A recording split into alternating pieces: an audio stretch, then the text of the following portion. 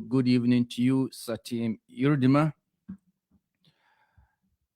And as always, this is yours truly, Dobia Mbawuni Bakutuma na Atavia II, the youth president.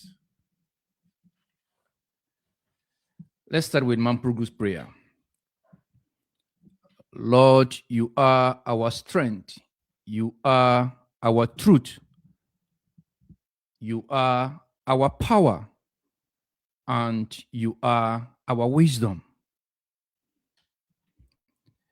May we dwell upon you and your glory and love and rebuild Bawku. May we learn, remember, and share your word, truth, peace, and nonviolence, and follow your ways all of our days. Lord, you go on ahead and prepare the way for us. May we obey you with confidence, faith, and truth. You make a way for us where there seemed no way. May we remain faithful to you and never lack wisdom, shelter, good health, and daily bread. May generations after us build upon the foundation our forefathers laid for the construction of Bawku, the land of Nagbewa and his son, the Nayiri of Mampurugu. May I, your humble servant, trust you always. My dear brothers and sisters, we are going to have an hour or more loaded with facts, analysis, and the way forward. The title for tonight's program, as you are all aware, is 2026 and beyond. Let there be peace in Bawku. 2026 and beyond. Let there be peace in Bawku. Why are we saying there should be peace in Bawku? Because there is no peace in Bawku. It's as simple as that. Now, let me show you how the program would be like tonight.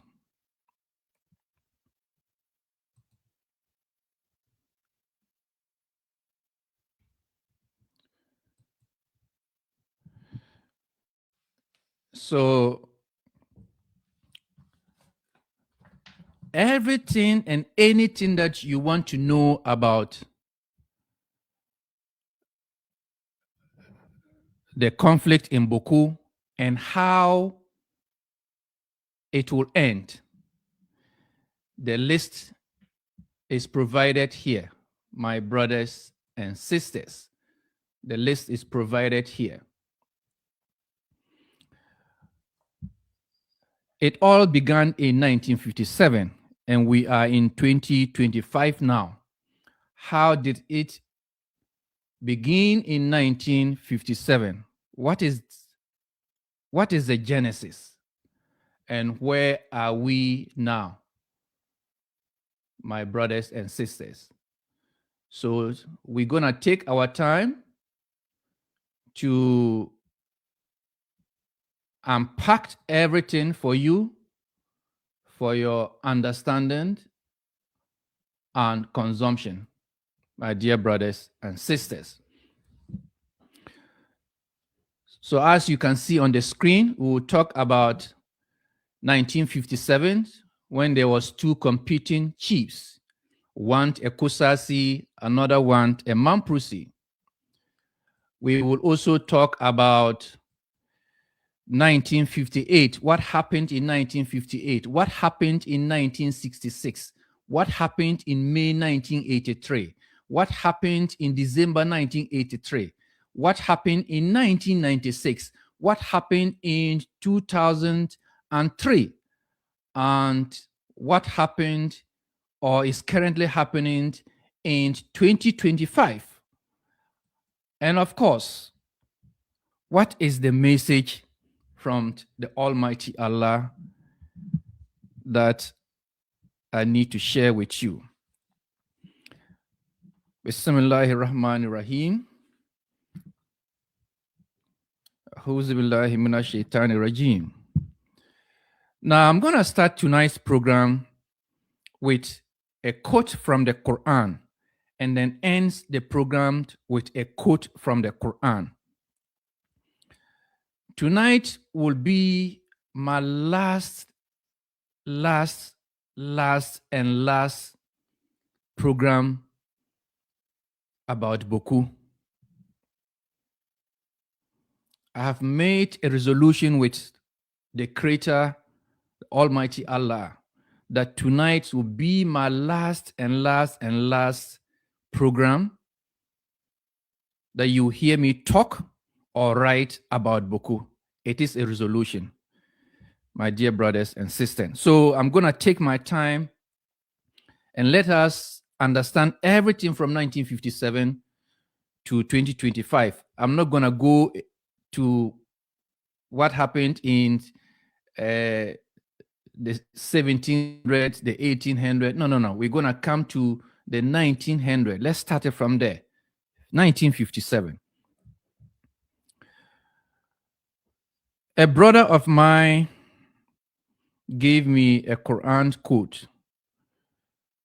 The Quran, chapter 49, on the verse 49.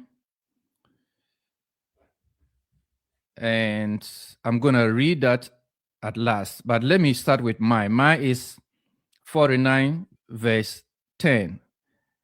And Allah says, the believers are but brothers. The believers are but brothers. So make peace between your brothers and fear Allah, so that you may receive his mercies. The believers are but brothers. So make peace between your brothers and fear Allah, so that you may receive mercy. When you come to Bawku, in the context of Bawku, I would say the brothers here are the Mamprusis and the Kusasis.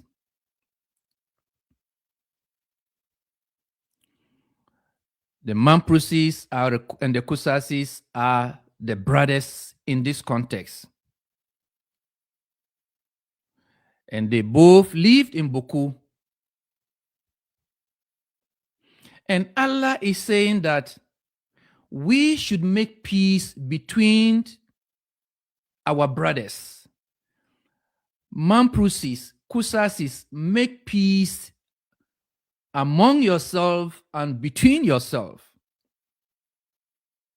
And fear your Creator, Allah, so that all of us, the Mamprusis, the Kusasis, the Gombes, Bises, Houses, Bazarmes, Evers, everybody may receive Allah's mercy. And what is Allah's mercy that we all want? Peace, peace, peace. I have always said that Allah has already blessed Bawku with peace. Allah has already blessed Bawku with peace. but some people are preventing the people of Bawku from benefiting from Allah's blessing. So now we need Allah's mercy.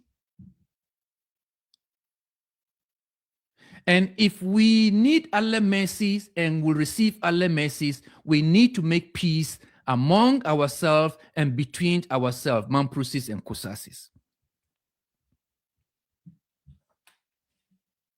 On that note,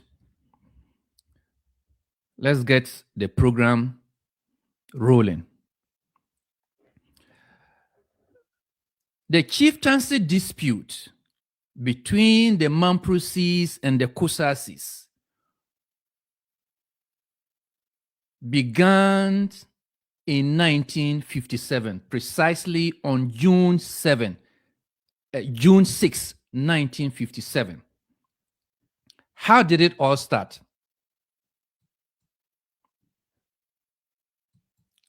In 1957,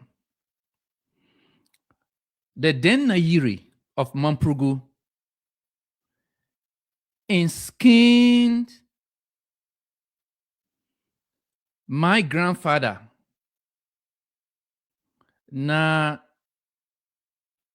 Salma Yirmiya Mahama as the 13th successive Mamprusi chief of Bawku. That is his photo that you can see on your screen. He was enskinned the chief of Bawku on 6th June 1957 by the Nayiri at the time. It is believed that he was in his 80s.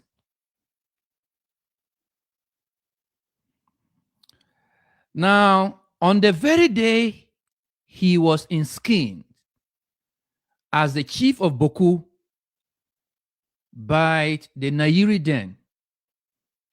Who was the Nayiri then? The father of the current Nayiri. The father of the current Nayiri was the one who enskinned my grandfather, the 13th successive Bawku Naba, na Salma Yirmiya Mahama. On that very day, 6th June, something happened from the Kusasi side.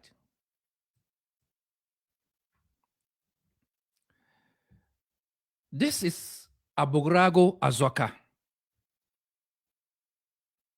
On the very day the Nayiri enskinned the 13th Bawku Naba, the Kusasis also gathered and chose Abogrago Azoka as the Kusasi Bawku Naba with the title Kusanaba on the 6th of June 1957.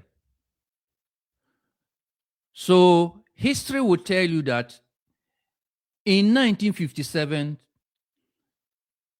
there existed two chiefs.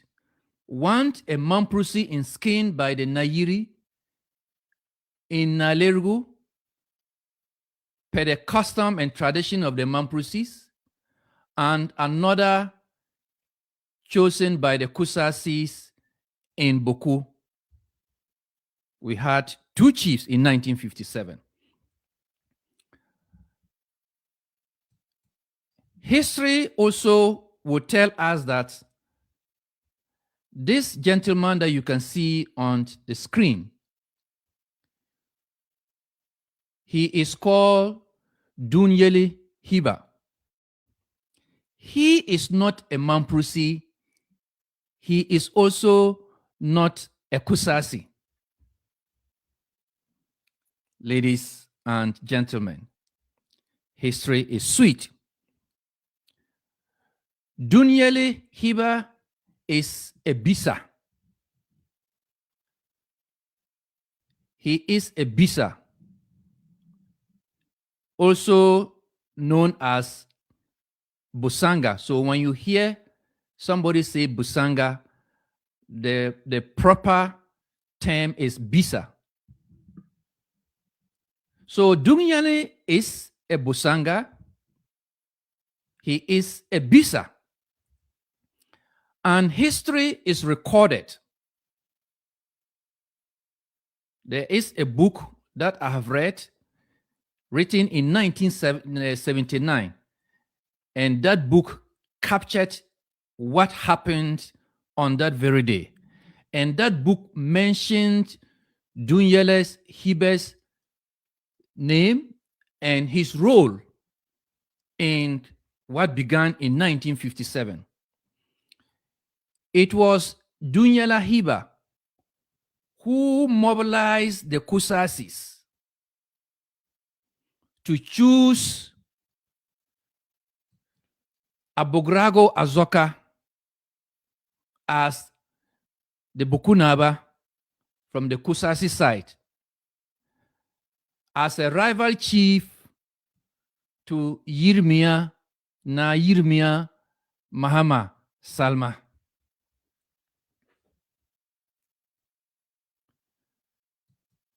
Ladies and gentlemen, so that was what happened in 1957. And this is history, pure history, that the Kusasis can never deny, the Mamprusis can never deny, the government can never deny. And you can only get authentic facts from Voice of Mamprugu. Now, let's progress to 1958. It has been established that in 1957, a Mamprusi chief, the Nairi skinned a Bukunaba, a Mamprusi, the Kusasis, led by Dunyele, also skinned Abogrago Azoka, a Kusasi, as Bukunaba. So there were two chiefs, and that is the beginning of the conflict. Now, what happened? When that happened, the Kusasi MPs, the Kusasis MPs at that time, led by Ayibo, mobilized themselves, and some MPs from the Bolga areas, some Farfara MPs, and wrote a petition to the government at the time, the CPP government at the time.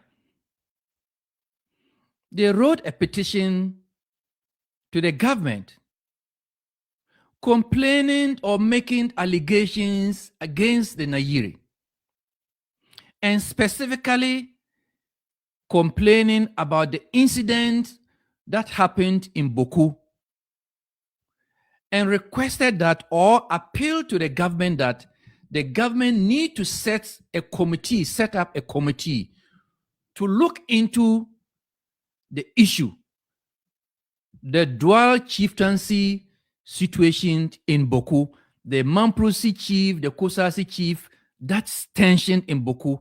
They wrote to the government and asked the government to set up a committee to do that. And this was led by Kusasis. Again, this is a fact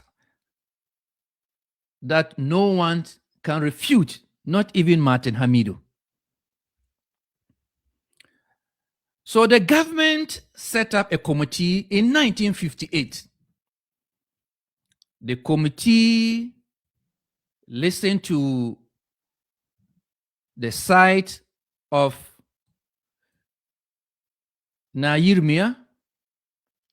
The committee also listened to the side of Abogrago Azoka.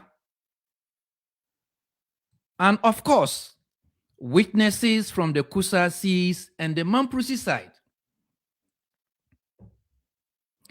The term of condition, no, the term of, reference that the committee was supposed to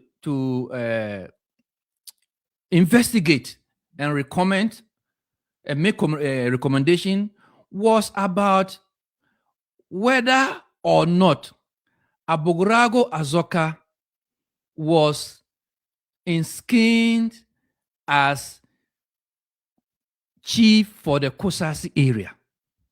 That was the terms of condition of the committee. The committee, as indicated, met, took evidences from witnesses, including Yirmia and Abogrago Azoka. And the committee made a conclusion. The committee concluded that, yes, Abogrago Azoka was properly installed as Bawku Naba for the Kusasi area. But before the committee arrived at that conclusion, the committee said, no, we cannot just arrive at this conclusion without going into other matters. And what is those matters? The committee said we had to establish who owns Bawku. And in the view of the committee, they said the Kusasis. My dear brothers and sisters, tonight's program is not about the committee's report. I have made my research, my analysis, everything about the report. I'm not going to discuss about it. So I'm just giving you what happened, right? Whether it favors you or it didn't favor you, I'm just telling you what happened. So let's take it from there. So that was what happened in 1958. And when that happened, the government recognized Abogrago Azoka as the Bawku Naba. I'm not going to go into details, as I said. So that was what happened in 1958. Now, let's come to 1966. In 1966, there was change in government. The National Liberation Council military regime overthrew the CPP government led by Dr. Kwame Nkrumah. And the CPP, the National Liberation Council, took an executive decision. And what was the decision? It enacted a decree popularly known as NLDC 112, National Liberation Council Decree 112. The decree made a decision, and the decision was that all the chiefs, about 500 chiefs that Nkrumah either demoted or changed. In some traditional areas, the chiefs were changed. In other traditional areas, chiefs were demoted. Over 500 of them. And this is also in history. It is a recorded history. It's not Mamprusi history. It's a recorded history. So when the National Liberation Council took over, it passed a decree, NLCD 112, reversing the decision of the CPP government. And that reversal, of course, included the Bawku traditional area. So Abogrago Azoka was no longer the Bawku Naba. So the chieftaincy then moved back to the hands of the Nayiri to decide who should be the next Bukunaba. And the Nayiri chose Na Adam Zangbeo, who then became the 14th Bukunaba. Ladies and gentlemen. So that was what happened in 1966. You get details when we go further. I'm just giving you the highlights. So let's get the history right. Now, after 1966, something happened in May 1983. In May 1983, the National House of Chiefs came into the picture. And mind you, in 1957, there was nothing like National House of Chiefs. National House of Chiefs came into existence, I believe, and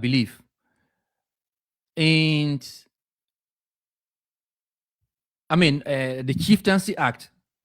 We had the 1971 Chieftaincy Act. The 1971 Chieftaincy Act. I believe that is the first Chieftaincy Act that we had. And what we need to take note is that that was also part of the National Liberation Council regime. And this is very important because I'm now about to talk about the National House of Chiefs. So there was a Chieftaincy Act which came into existence in 1971. I think so. Anyway, long story short. So what happened? In 1983, when there was again change of government, the PNDC government was in existence. So Abogrago Azoka, whose recognition was withdrawn by the National Liberation Council, took the matter to the National House of Chiefs, requesting the National House of Chiefs to restore him to his original status as Bokunaba.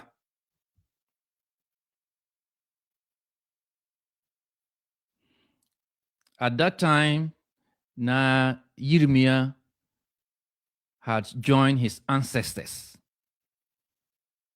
So Na Yirmia's successor was Na Adam Zangbeo. Unfortunately, it escaped my mind to get his photo to show you. So Abogrago Azoka took the matter to the National House of Chiefs, telling the National House of Chiefs that, listen, I was the chief of Bawku in 1957, and a committee decided on the matter in my favor. But the National Liberation Council came and withdrew recognition for me as a Bokunaba.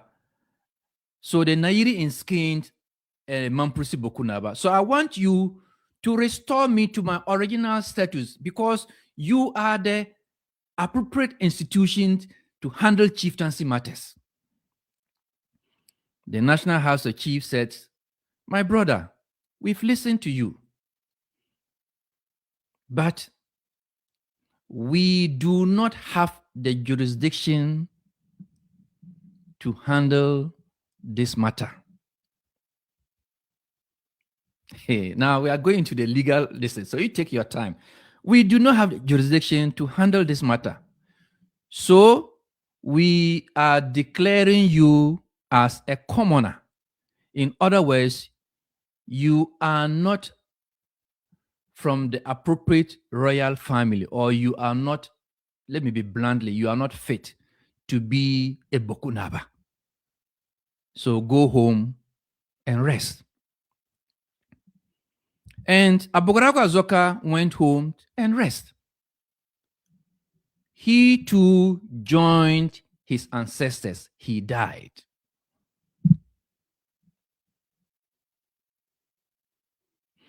The reigning Bokunaba Nazangbeo also passed away. So the two of them joined their ancestors. But something dramatic happened. A few months after the decision of the National House of Chiefs, that is in May 1983, and that was after the death of Bogrago Azoka and Na Adam Zangbeo, the PNDC government passed PNDC Law 75 in December 1983, saying that the government is recognizing Abogrago Azoka De's body as chief of Bawku. And so the government is restoring the dead Abogrago Azoka, restoring his status to Bokunaba. So that is where the Kusasis started jubilating and said, oh yes, the chieftaincy is now back to our hands. And that is where you hear a Bisa man like Emmanuel Bombande saying that the PNDC Law 75 restored what happened in 1957, about 1958, the Opoku Afaris report. And that is the Kusasis argument. We'll go into all that, my dear brothers and sisters. So that was what happened in December 1983. And then those of you who have read Martin Hamidi's article, he has given you more light into that. Again, with time, we'll go more into this, my dear brothers and sisters. So that was what happened in December 1983. And in February 1983, PNDC Law 75 was given Gazette notification. The law was published and then taken in, its effects set into action. When that happened, in 1984, the Kusasis again assembled and chose Abogrago Azoka's son, the current Kusasi community chief, Aninchema Abogrago Azoka, as the Kusasi Bokunaba, or let's say as the Bokunaba. So that was what happened in 1984, following the passage of PNDC Law 75 in December 1983.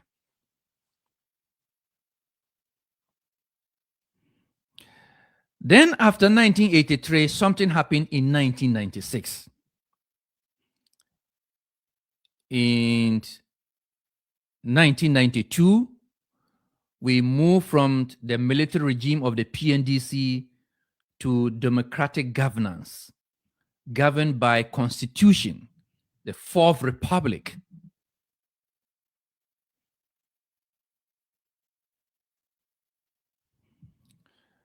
So beginning in 1993 precisely, January 1993, a supreme law of the country came into existence, and that is the 1992 Constitution.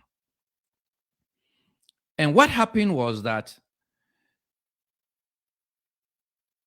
certain aspects or certain laws or decrees that were in existence before the coming into being the 1992 Constitution, some were incorporated into the laws of Ghana, others were repealed. And PNDC Law 75 is one of the laws that was repealed. We'll go into details later. Now, for you to appreciate the significance of PNDC Law 75, when the law happened or when the law was enacted, it meant that the Mamprusis cannot hold themselves as chiefs of Bawku. It meant that the Nayiri cannot inskin anybody, any Mamprusi as a chief of Bawku. If the Nayiri were to do that, it would have been unlawful. And if anybody were to hold himself as chief of Bawku, it would have been unlawful. So that was the effect of PNDC Law 75. So in 1996, the Constitution of Ghana said, no, this particular law is contrary to the dictates of democratic governance and the spirit and letter of the 1992 Constitution. allow me to also borrow some of the lawyer's term. The spirit PNDC Law 75 was contrary to the spirit and letter of the 1992 Constitution. Fursa. Anyway, all right. So the law was repealed by Statute Law Revision Act 516. Again, this is feely. It is there. It is a fact. All right. So that happened. Then the Mamprusis, they don't do Mamprusis, they don't do research. They don't do research. Lazy people. Mamprusi don't do research. They just want to see. Let me tell you about Mamprusis. They are like Mamprusi are the best people that you can describe. Like they say, they just want manners to fall from heaven, and they'll start enjoying, right? So the Mamprusi, they don't do research, and they didn't do research. They didn't do research because they never knew that the law was repealed. So they were sleeping, getting frustrated. Hey, Mamprusi. Anyway, so in 2003, the Mamprusis said, you know what? We are now in a constitutional rule. And we believe that PNDC Law 75 is against the dictates of the Constitution.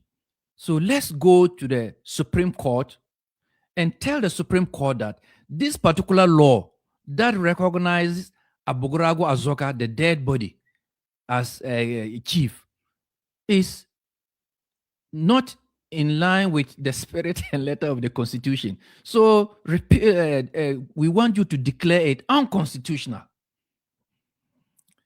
And I believe my late grandfather, Justice Bukare, may his soul rest in peace. Justice Bukare, possibly I should dedicate this program to him. He is one of the lawyers who was very vocal, who I don't know what to say, but anyway. So under the tutelage of Justice Bukare and of course other Mamprusi leaders, they decided to engage the services of Nana Akufo-Addo's law firm. And that law firm to another useless law firm in the history of Ghana.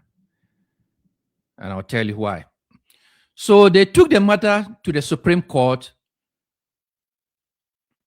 requesting the Supreme Court to declare the PNDC Law 75 as unconstitutional. Martin Hamidu was the lawyer for Abogrago Azoka and Nchema. You can say the Kosasis. Akufo-Addo's law firm was the lawyer for Na Adam, the regent.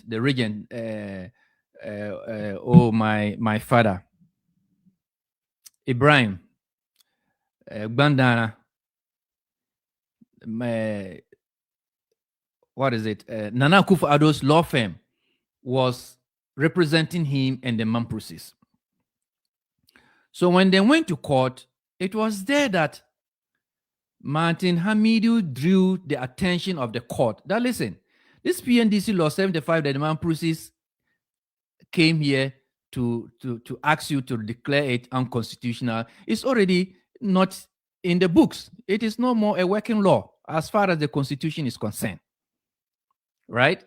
So the Mamprusi said, okay, the Mamprusi lawyer said, okay, well, if that is the case, we will want to withdraw our application.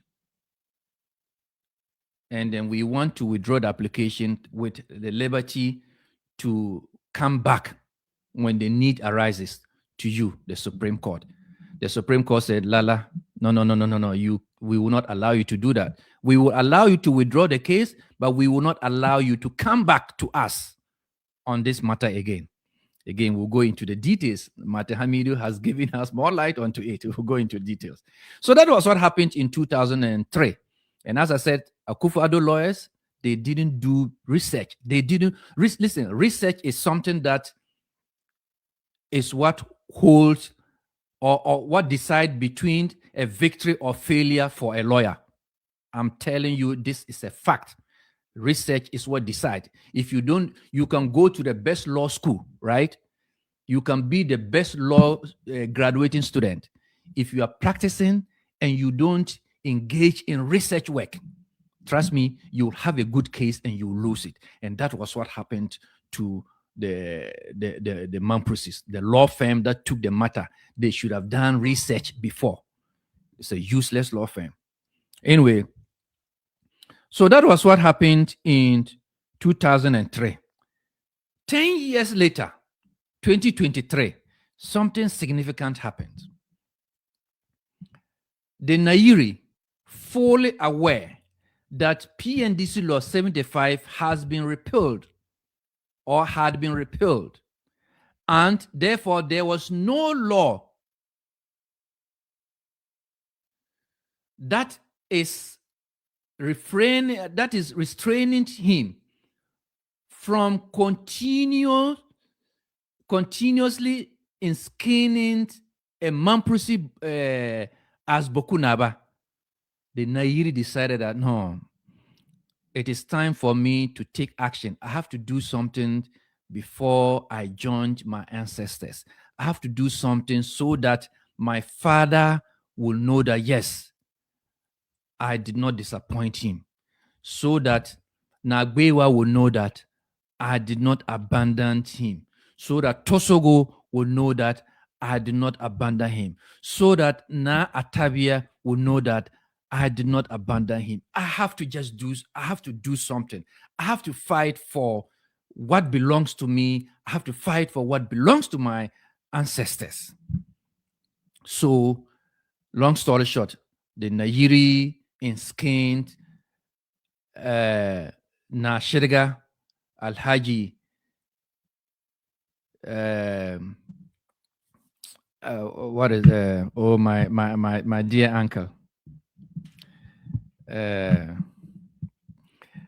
Alhaji Nashirga Alhaji Seydou Bagre as the 15th successive Mamprusi chief.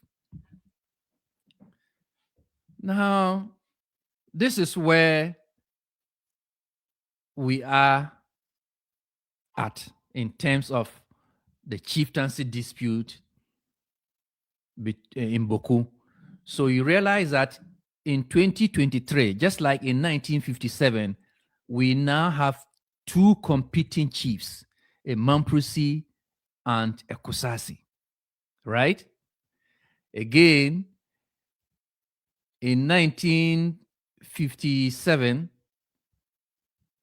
the government recognized one of them before he was overthrown by a new regime. In 2003, the government again recognized another chief. And here the difference is that the recognition is not coming from a government, a statutory law or decree by the government. It is coming from what the Constitution provided, right? So that is a difference. That is a difference between military regime and democratic regime, ladies and gentlemen. Then part of the history is that, long story short, 2015, the Asantehene met the Mamprusis and the Kusasis a couple of weeks ago after some series of mediation, blah, blah. I've already told you my take about the mediation, right? So I will not go into that. But anyway, long and short of the story is that the Asantehene met both of them, both parties, the Mamprusis, the Kusasis, at once. And all of them looked at each other in their faces and then made their cases, right? And when they came out, everybody was giving his account. The Asantehene, we are told, will be presenting his report to the president tomorrow. So, ladies and gentlemen, you will not want to miss this program because I'm going to make a prediction based on facts. And we'll see whether the prediction will come true or will not come true tomorrow. So stay put, ladies and gentlemen. So that is the rundown in terms of the historical antecedents of the Bawku chieftaincy dispute. Now let's go to the legal analysis. Again, let me say, I am not a lawyer and I do not pretend to be a lawyer. Anything I write and say about law is just an opinion expressed by a lay person. However, I do take my time to do legal research and to ask legal questions to arrive at an answer, make my analysis, and then put it into writing or do a program like this and share with you. I may also say or add that I am a trained paralegal. I am a trained paralegal. And as a trained paralegal, I have worked in some law firms. I have worked for lawyers. So I have the opportunity or the privilege to have some basic understandings of how the law works. Let me put it that way. Right? And by training, my work is to do research, do writing for the lawyers, to go to court and make their argument. That is the work of a paralegal. So let me emphasize on this. I'm emphasizing on this because let me look at all of you. Let me look at your faces and tell you this. You don't appreciate my legal opinions. You don't respect my legal opinions. And I understand that. You don't respect my legal opinions because I haven't been to the law school. I don't hold those big titles. But anything I say about the law that you can remember, no matter how long it takes, it is a lawyer who will come and say it the same way, but you forget that Bakutoma already told us this. I'm not bragging, but this is my last program. So let me tell you my peace of mind. Let me give you an example before I go to this. When the Kusasi started talking about the Supreme Court ruling that it has settled the matter, everybody bought into it. Akufo-Addo bought into it. Lawyers, everybody, non-lawyers, Mamprusi Kusasis bought into it. Those who didn't buy into it, whether they were lawyers or non-lawyers, also decided not to talk. So the pressure was on the Mamprusis. Even the Mamprusis even believe what the Kusasi were telling them, right? That is the genesis. Then Mahama Ayarega, a lawyer, wrote a nonsensical letter, a disrespectful letter to the Nairi.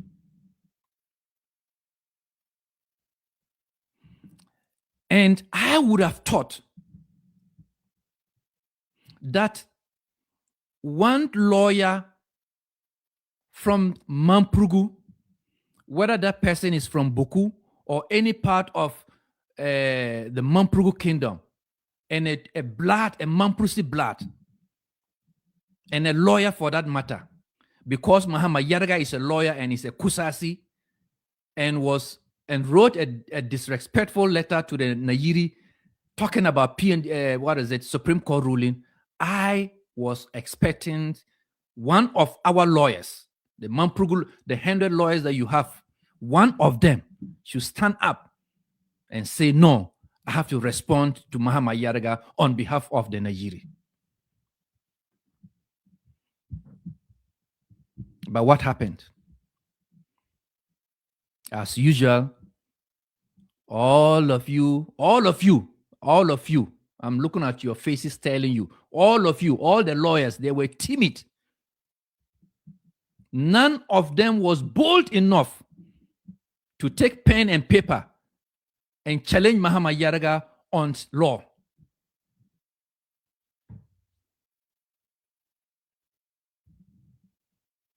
But I did that. Tonight, I'm going to praise myself. I did that.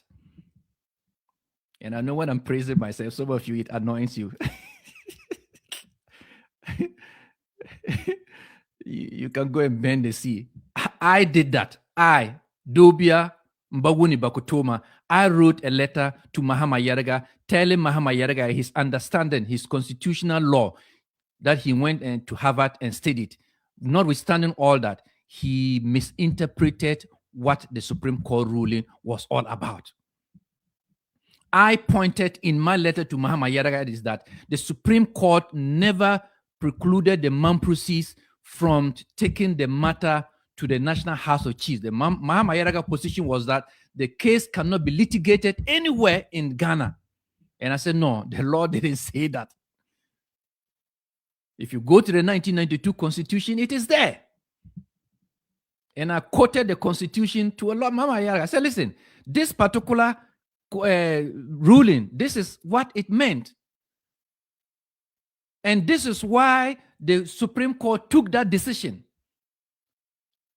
And that decision is not refraining or precluding the Mamprusis from taking the matter to the National House of Chiefs. Anyway, I will not go into details, but I want you to know that, yes, Bakutoma did that. I'm going to praise myself tonight. Tonight is my last program for the year. You know, Bakutoma, he like doing frusa. I'm going to frusa all of you here till you wake up and be doing the right thing. So none of the Mamprusi lawyers, and I'm speaking to the lawyers directly, none of the Mamprusi lawyers was bold enough to say that I went to the law school and I learned the law and I learned the law because I want to use the laws to make a living for myself and my family and to stand up for my people. None of the lawyers did that. It took a non-lawyer like Bakutoma that you don't respect to do that. And it changed the narrative. Today, tell me which lawyer in Ghana will tell you that the Supreme Court ruling has settled the chieftaincy dispute between the Mamprusi and Kusasi. Tell me which lawyer. Tell me which lawyer. But the first person who challenged that was Bakutoma. All right, I have finished praising myself. Let's go back to the issue, my dear brothers and sisters. I hope the Mamprusi lawyers would not be mad at me. You know, sometimes let's also brag small. Let's also brag small. Okay. I did not do that with out of disrespect, because if I get a legal case today, it is you, the same lawyers, who will come to my defense. I cannot defend myself in court, so I'm begging you, forgive me. All right, ladies and gentlemen. So now, Asante Hine will be presenting his report to the president tomorrow, And in that report, Asantehene were making his recommendations. Now, let's go to the real issues.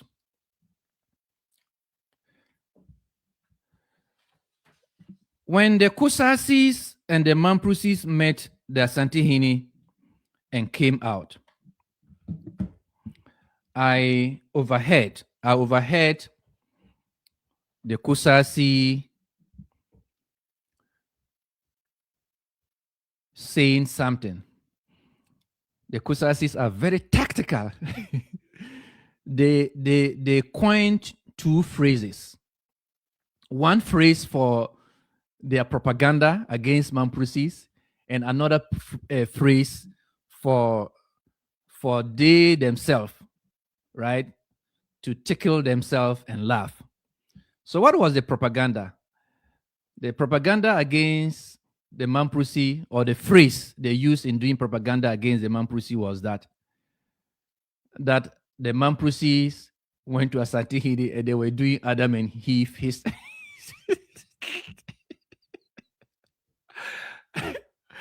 That the Mamprusis were doing Adam and Eve stories, right? But they, the Kusasi, they went to Asantehene and they were speaking law. So the law is the law.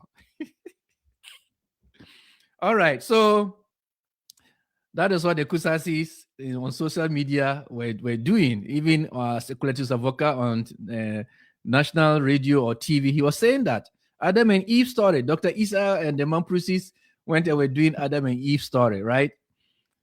But they went to talk about law, and the law is the law. And for me, yes, the law is the law. There's no doubt about that. The law is the law. But what law are we talking about? Now, if you want to put aside the Adam and Eve story, I don't want to go into Adam and Eve stories. That's why I'm starting this program from 1957. That is where the law started, right? That is where the law started. So let's go into the law. So when you go by the principle or the doctrine of the law is the law, the Kusasi doctrine of the law is the law,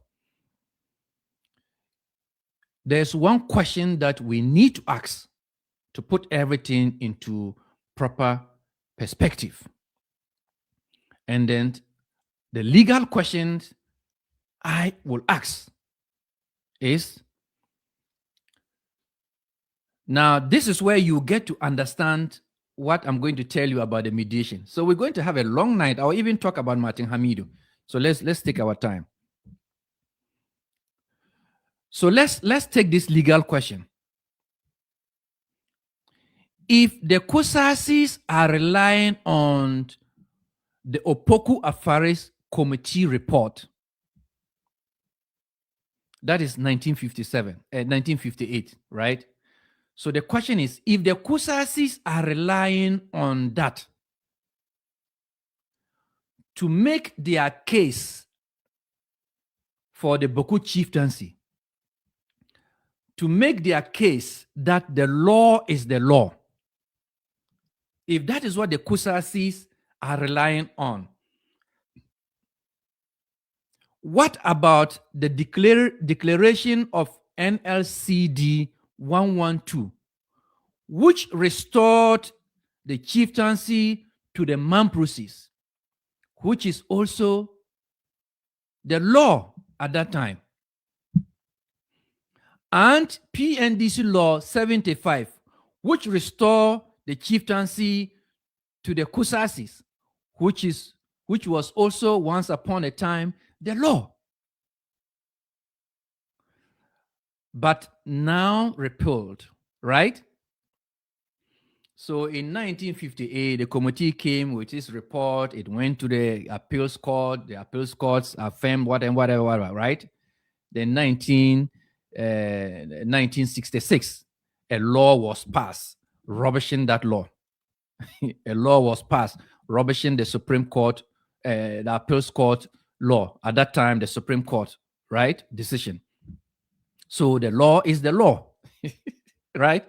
Then another law also came into existence and rubbished NLCD 112. So still nothing changed. The law is the law. In 1958, the Supreme Court took a decision on the report and said the report was a valid one, right? So that was the law. That was the law at the time.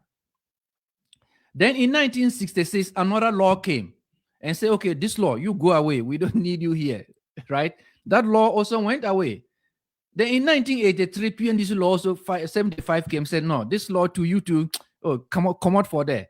So the law is still the law, right?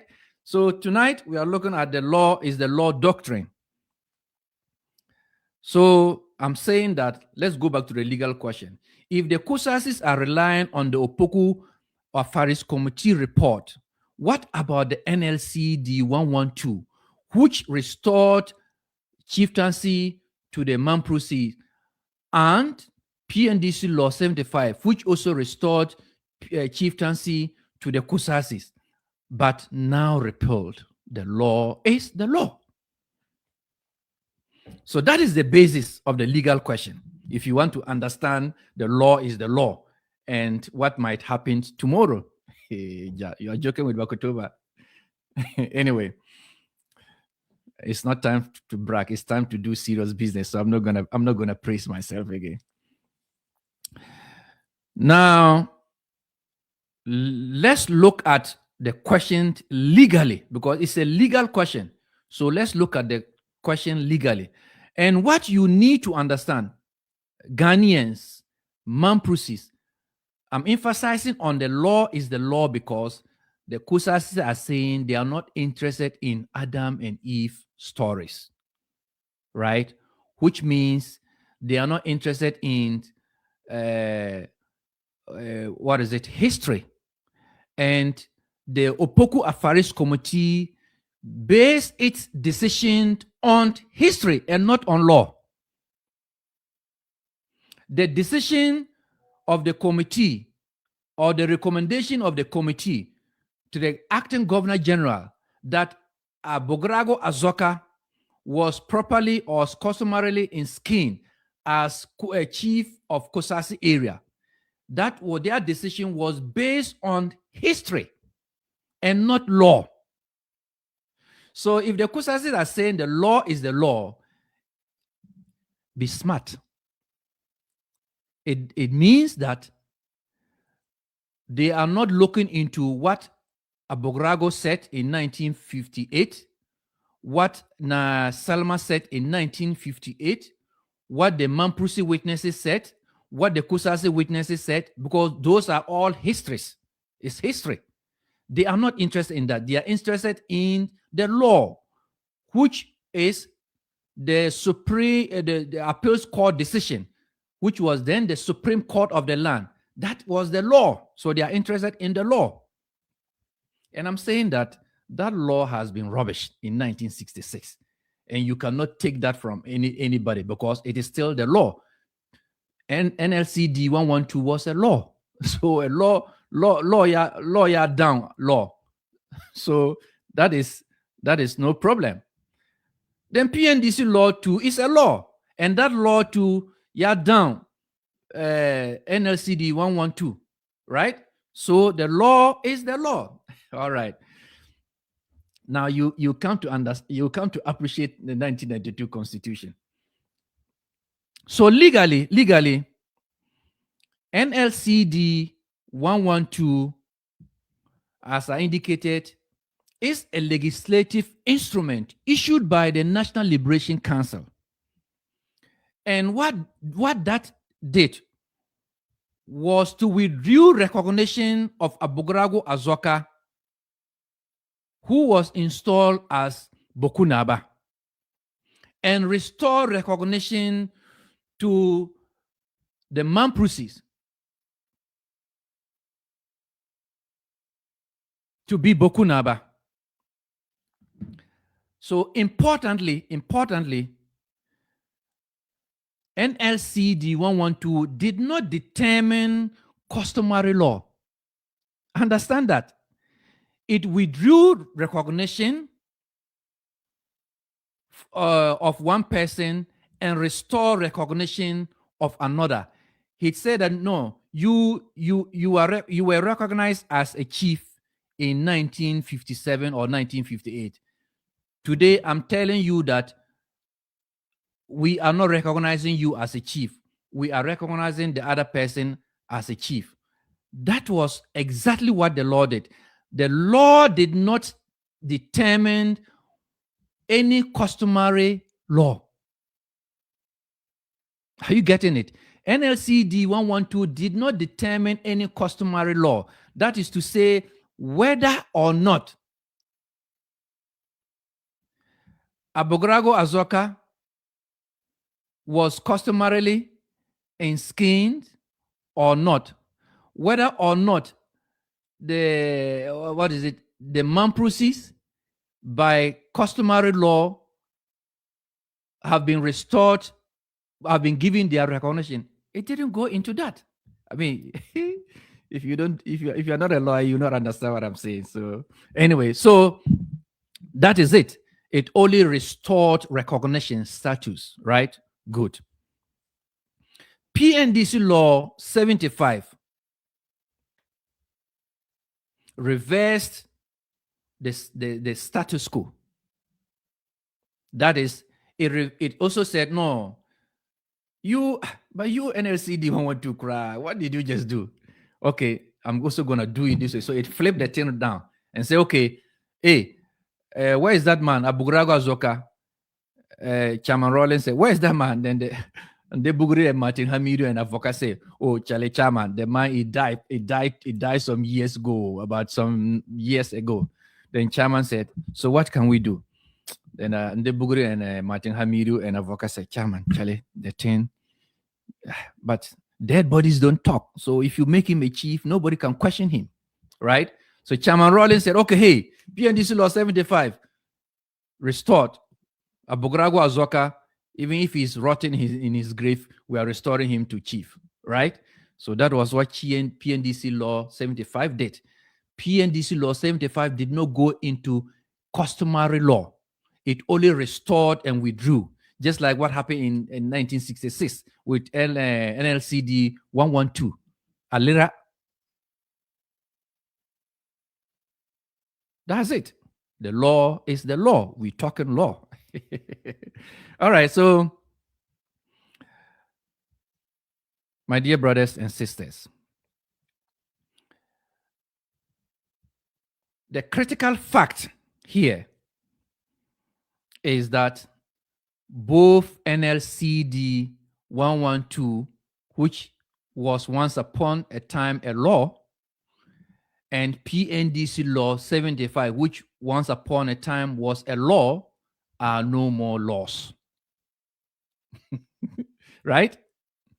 The appeals court decision in 1958 is no more law. They are all dead. Lawyer Mutu. Good. So what is the legal effect of PNDC law 75 and NLCD 112 not being laws? What is the legal effect? Now let's forget about NLCD 112, just like the way we've just forgotten about the appeals court decision in 1958. We are dealing with current. So the current thing that we need to talk about is PNDC law 75, after which the next current thing is the 1992 Constitution. So the legal effect of the repeal of PNDC law 75, there's a general principle. Very for sake of the law. There's a general principle in law when it comes to repeal. The general principle is that when a law recognizes or withdraws recognition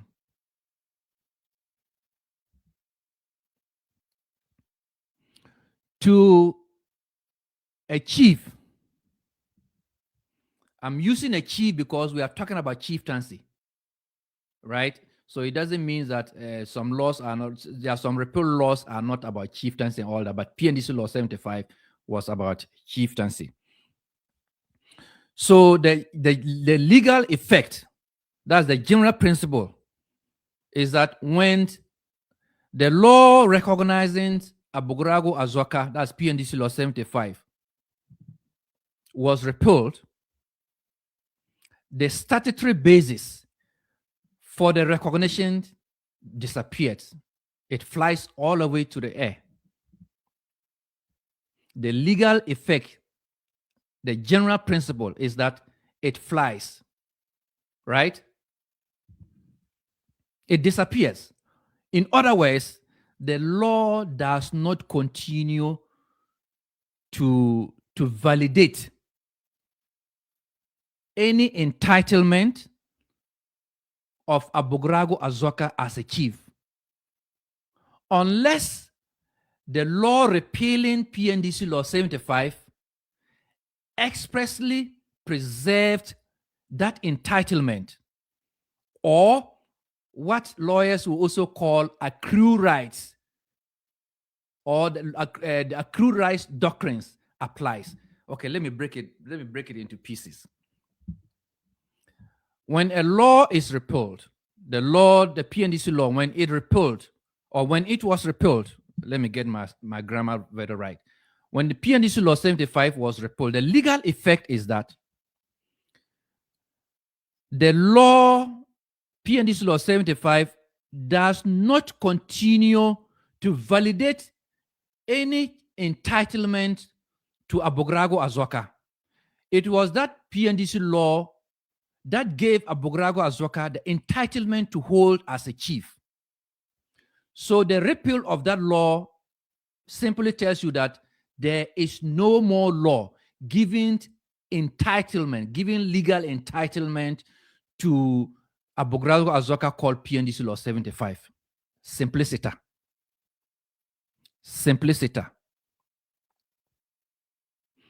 Again, the repeal also means that the accrue rights doctrine doesn't apply. One, the statute, let me get it right. The Statute Law Revision Act 516, it didn't, when it was repealing PNDC Law 75, it didn't say that we are repealing this law. Nonetheless, we are still recognizing Aninche Abogrago Azoka as the Bawku Naba, or that the Bawku skin is solely the right preserved for the Kusasis. The statutes didn't say that. It just said, hey, this law has no more use, so go away.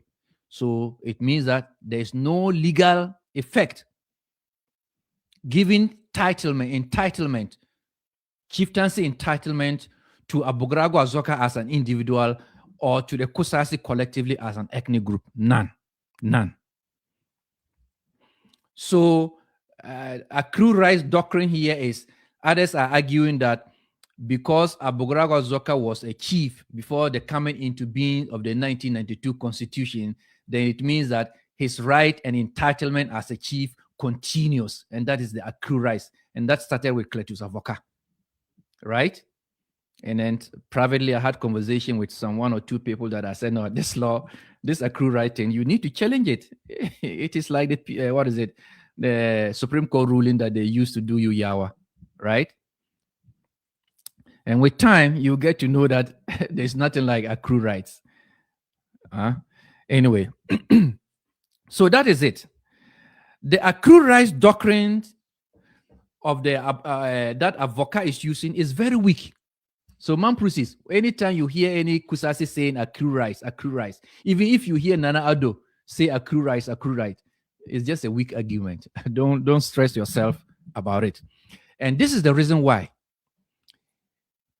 Purely in chieftaincy, there's nothing like accrue rights doctrine.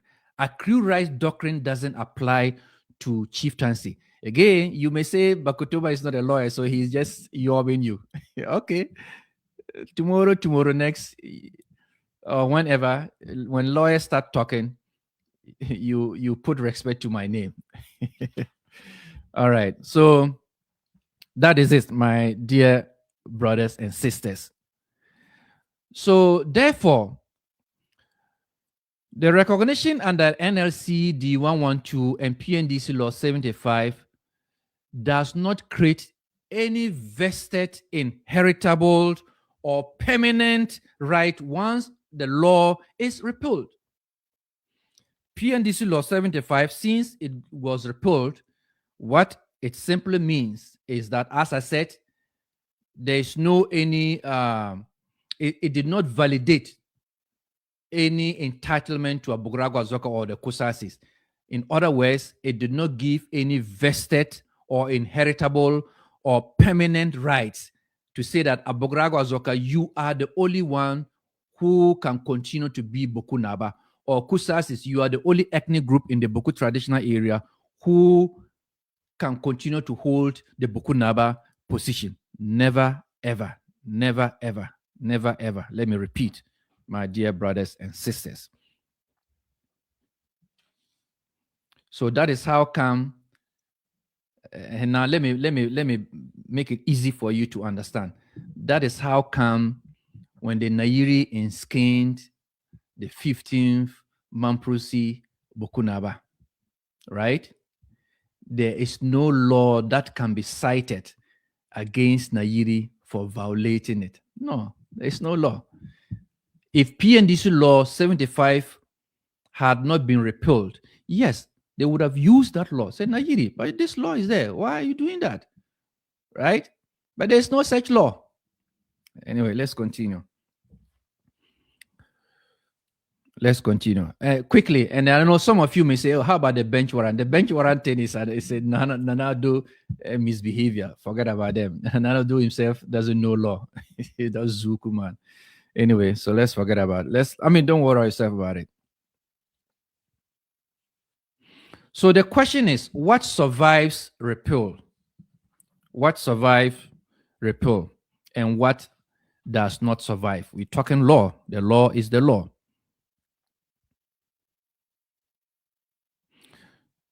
So any argument, I'm going to reemphasize this, any argument that the state had already settled the chieftaincy dispute forever will not fly. It will never fly. Again, let me repeat, once PNDC Law 75 has been repealed. So what survives repeal? Now we are getting closer. What survived repeal? What survived repeals under the 1992 Constitution is customary law. Customary law guaranteed by the 1992 Constitution and then handed over to the National House of Chiefs that, hey, we are the supreme law of the land, but we would not give the right to handle traditional matters, issue of customary law to ourselves. We are giving that to you. So take care of that. However, when people come to you and then you take a decision and then they disagree with your decision, they can come to us to tell whether your decision followed law or it did not follow law, follow custom or it did not follow custom. Again, don't get confused about the Supreme Court ruling. Let me tell you one thing about the Supreme Court ruling. Should I say it at all? Well, all right, let's just leave it like that. So, my dear brothers and sisters, let me see. We've dealt with the repeal. Good. So I'm trying to see what next. I know we are spending hours. Yeah, we are spending hours, ladies and gentlemen. And it is worth it. Tonight is my last program for the year, and maybe you will never hear about me again on Voice of Mampugo. So now let's go back to the 1958 committee report, because that is where we started with the legal question. That is, if the Kusasis are relying on that, right? So, and then that is what the Kusasis are relying on. I'm told before Asante Hini that they said, listen, we have 1958 report in our favor. We have PNDC law in our favor. We have Supreme Court ruling in our favor. So the law is the law. So the foundation of their law is the law is what happened in 1958. So I'm saying that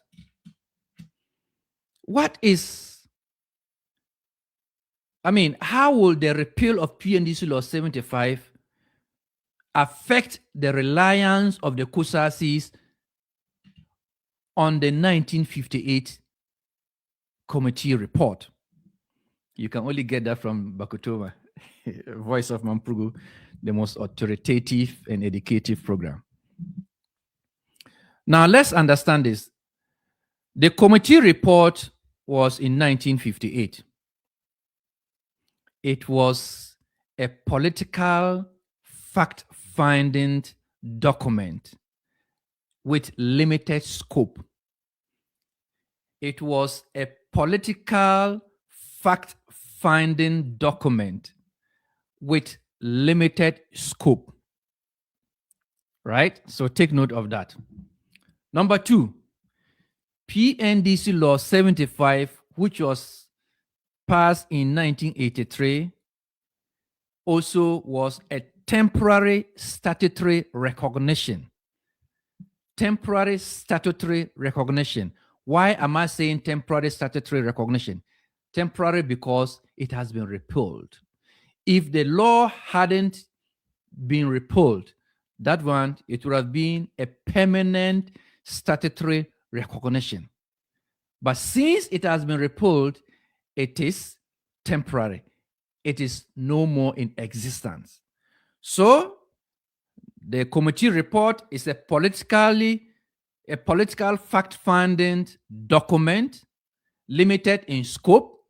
The appeals court decision did not give any permanent legal binding to it. That is why NLCD 112 was able to throw it away into the dustbin. NLCD 112 was also temporary. It didn't give any permanent recognition to the Mampusi. That is why PNDC Law 75 threw it into the dustbin. You now understand the significance of these things, right?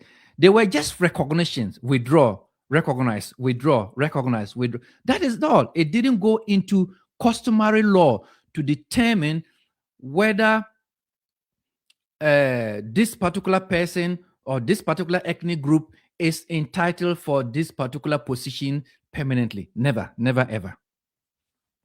Right?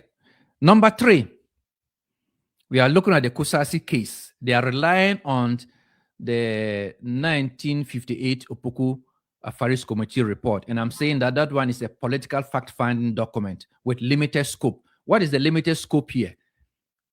To determine, investigate, and let us know whether Abogrago Azoka was properly in-skinned as Bokunaba. Period. It was limited. It was limited. It wasn't, it's like, yes, he was a Bokunaba, properly in-skinned as Bokunaba, and should forever be Bokunaba. No. The lawyers will go into all that at the right time. And I'm saying PNDC Law 75-2 was temporary. It's temporary because it is no more in existence. Now, the Gazette entries. Yes, Abogrago Azoka is a gazetted chief, and that is where the government recognition comes. But that government recognition is not like a statutory law passed by the government saying that, no, we are recognizing Abogrago. No, it is gazetted, and that also has its own nuances. So the lawyers will take care of that at the right time. Let me just tell you what is layman's view, right? So Gazette entries, that's where a chief name is in the register of the National House of Chiefs. And when your name is in the register of National House of Chiefs, it means that the government of the day recognizes you. Whoever is also calling himself a chief in that particular traditional area, the government doesn't recognize that person. That ends it. That's all. If you are recognized as a government chief, you have statutory functions spelled out by the Chieftaincy Act that you can perform, right? So, for example, if there is a government function going on and they are inviting a chief, the chief that will be invited will be the chief whose name is in the National Register of Chiefs. If your name is not in the National Register of Chiefs, you will not be invited. If your name is not there and you carry yourself into the program claiming to be a chief, you will be violating the law. And that is where they will say that you are presenting yourself as the chief. And then the law will take its course. The government will not be happy about that, right? But if you are performing your traditional function with your people and all that, there's no law in and out of the 1992 Constitution and any act that you can read, that will say you are violating your traditional practices. No, take it from Bogotova. All right.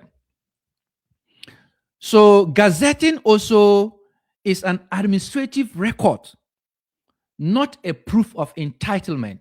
If you are being gazetted, it only gives administrative recognition. It is not giving you an entitlement that you are the chief and must be the chief forever. Even in some legal, perspective, it is being described as presumptive. Being giving you gazette or being gazetted it means that you are a presumptive chief. Presumptive chief here means that the National House of Chiefs, the state government, is presuming that you are the chief until somebody challenge your status and for whatever reasons is able to get you to get the National House of Chiefs withdraw recognition. If the National House of Chiefs withdraw its recognition of you, again, it simply means that the government will not recognize you again. It doesn't mean that your people cannot recognize you as a chief. So, for example, if the government withdraws recognition or withdraws Abugrago's name from the National Register, it means that Abugrago cannot hold himself again as Bokunaba. But it doesn't mean that he cannot hold himself as whatever Kusasis want him to be, right?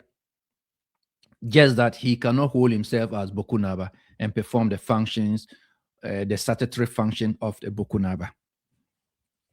So it is just an administrative thing, my dear brothers and sisters.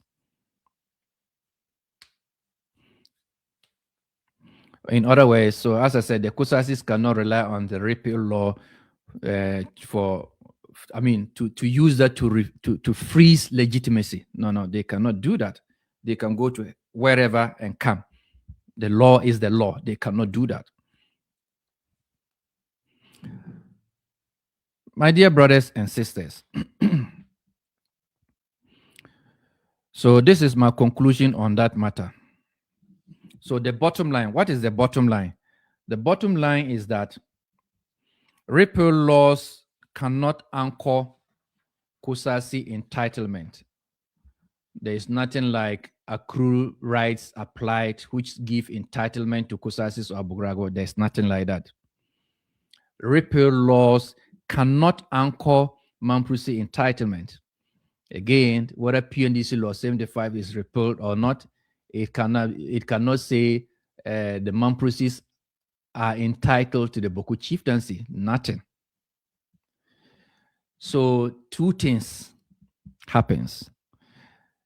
The repeal laws only explained why the state shift positions. Why the state shift positions, and that is political. Political, right? Now, where we have reached, the dispute now rests on custom, history, valid procedure. Custom, history, valid procedure. Repeat with me: custom, history, valid procedure. That is where we have reached now. And that is how the case, the Bawku chieftaincy dispute, is going to be resolved and can be resolved, my dear brothers and sisters. Now, let me quickly go to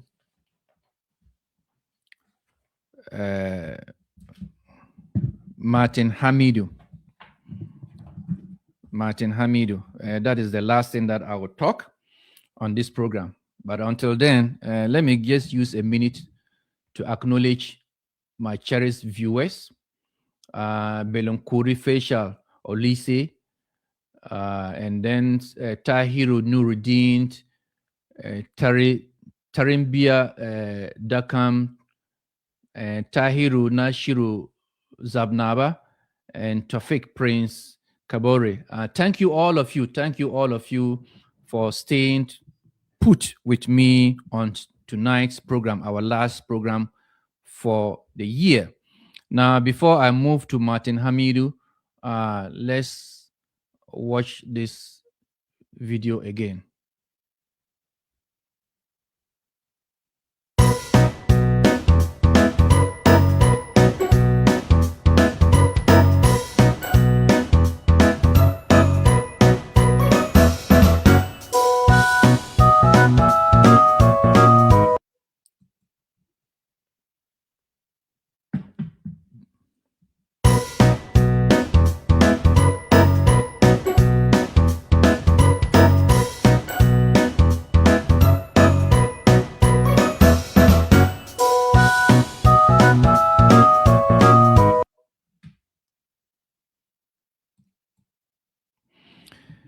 All right, my dear brothers and sisters,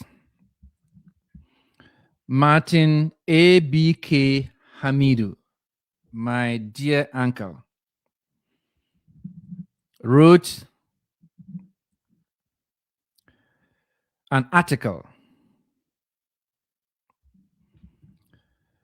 And let me see if I can get the title of the article.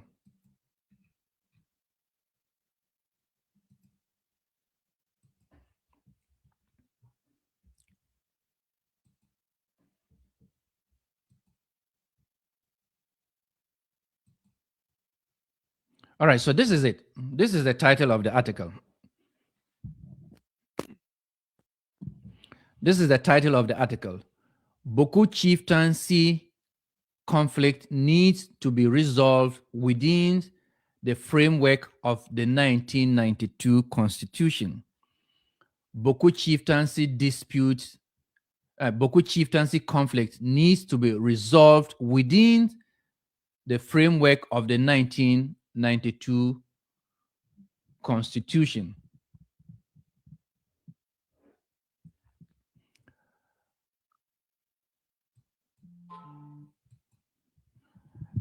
Bawku chieftaincy conflict needs to be resolved. Let me see. I cannot memorize. Let me see. Okay. Bawku chieftaincy conflict needs to be resolved within the framework of the 1992 Constitution. Okay, now Bawku chieftaincy conflict needs to be resolved within the framework of the 1992 Constitution. But Martin Hamidou kra Bawku chieftaincy conflict needs to be resolved within, not outside, not inside, but within the framework of the 1992 Constitution. I need to unpack this. So we're starting with the title of his article before we go into detail. I made a post saying that I love everything Martin Hamidu wrote about the article. Let me first of all explain myself. When I say I love everything Martin Hamidu wrote in the article about Bawku, it doesn't mean I agree to everything he wrote in the article. So let's get the difference. I love it doesn't mean I agree to everything in the article, right?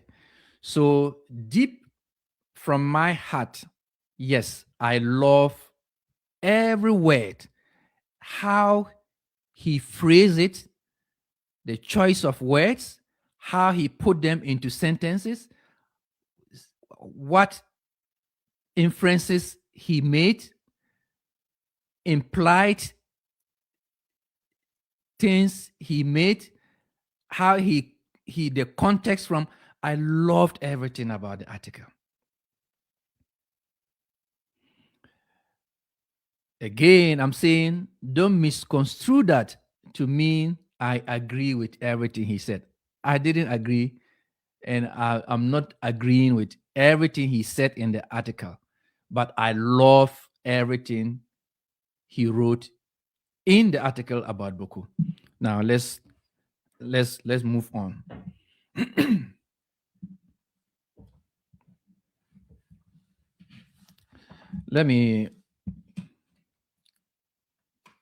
I've printed the article out. I've printed everything out here. Oh, sorry, you cannot see.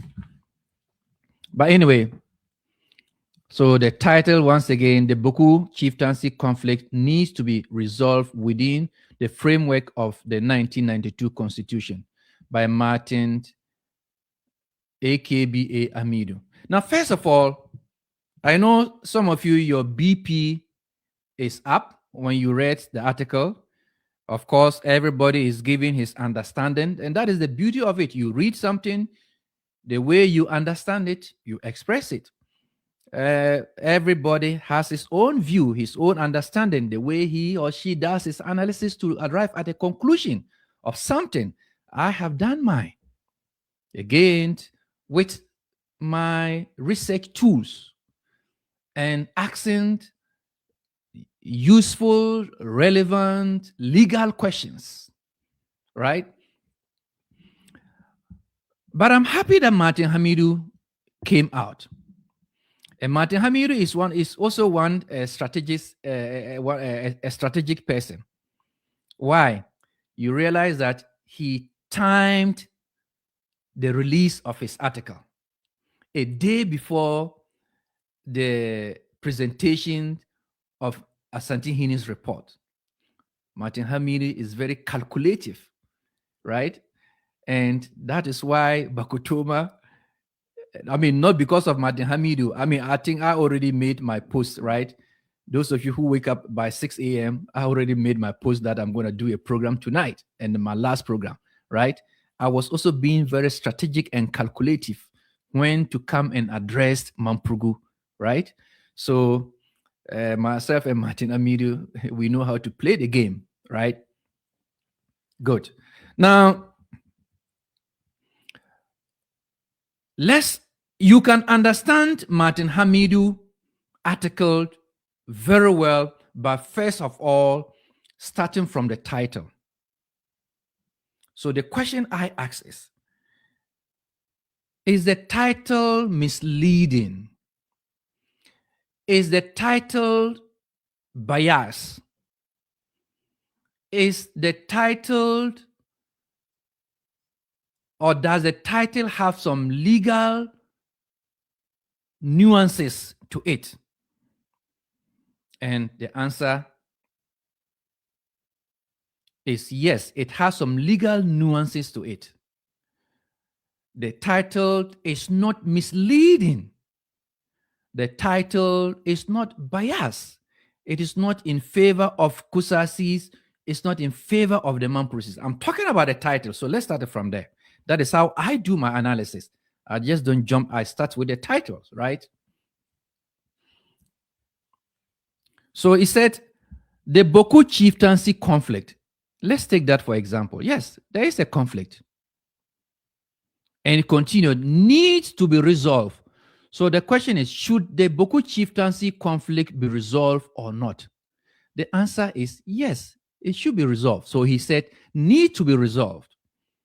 Then he went on to say, within the framework, within a framework. Now, so if the chieftaincy conflict must be resolved, by which way should it be resolved?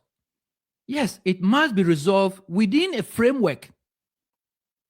And I think in one of my programs, or even in one of my articles, I did say something about this framework. I think I even made a proposal in Tura Santihini.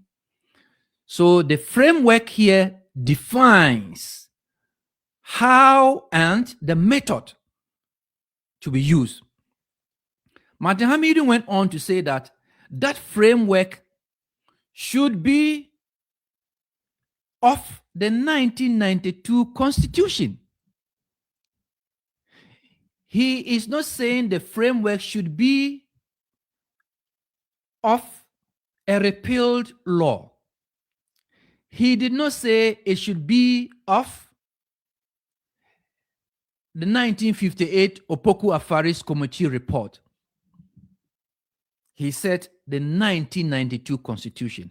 And as a lawyer, not me, Martin Hamid, as a lawyer, he is very careful with his title and very honest with his title, because the chieftaincy problem of the Bawku traditional area, if it must be resolved, and indeed it must be resolved, it should be done within the framework of the 1992 Constitution.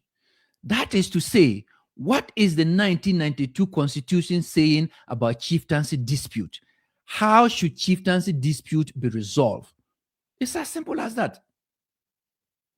And in the 1992 Constitution, the Constitution recognizes the National House of Chiefs. The Constitution recognizes customary law. The Constitution gives out how matters should be handled by the National House of Chiefs. Right? So that is the framework per the title of the Martin Hamidou's article. Now, having said that, there's also wisdom in the saying that the devil is in the details. Now, let's go into the details. Let's go into the details. I made my summary. I took out what I term as core points of Martin Hamidou's argument. Core points of Martin Hamidou's argument. And I know he used some legal terms like, what is it? Status quo ante. Oh, we'll get to learn all that from Bakutova today. I've done an in-depth research and analysis on this. So, permit me to look into my notes, what I wrote down as my core points of Martin Hamidou's article.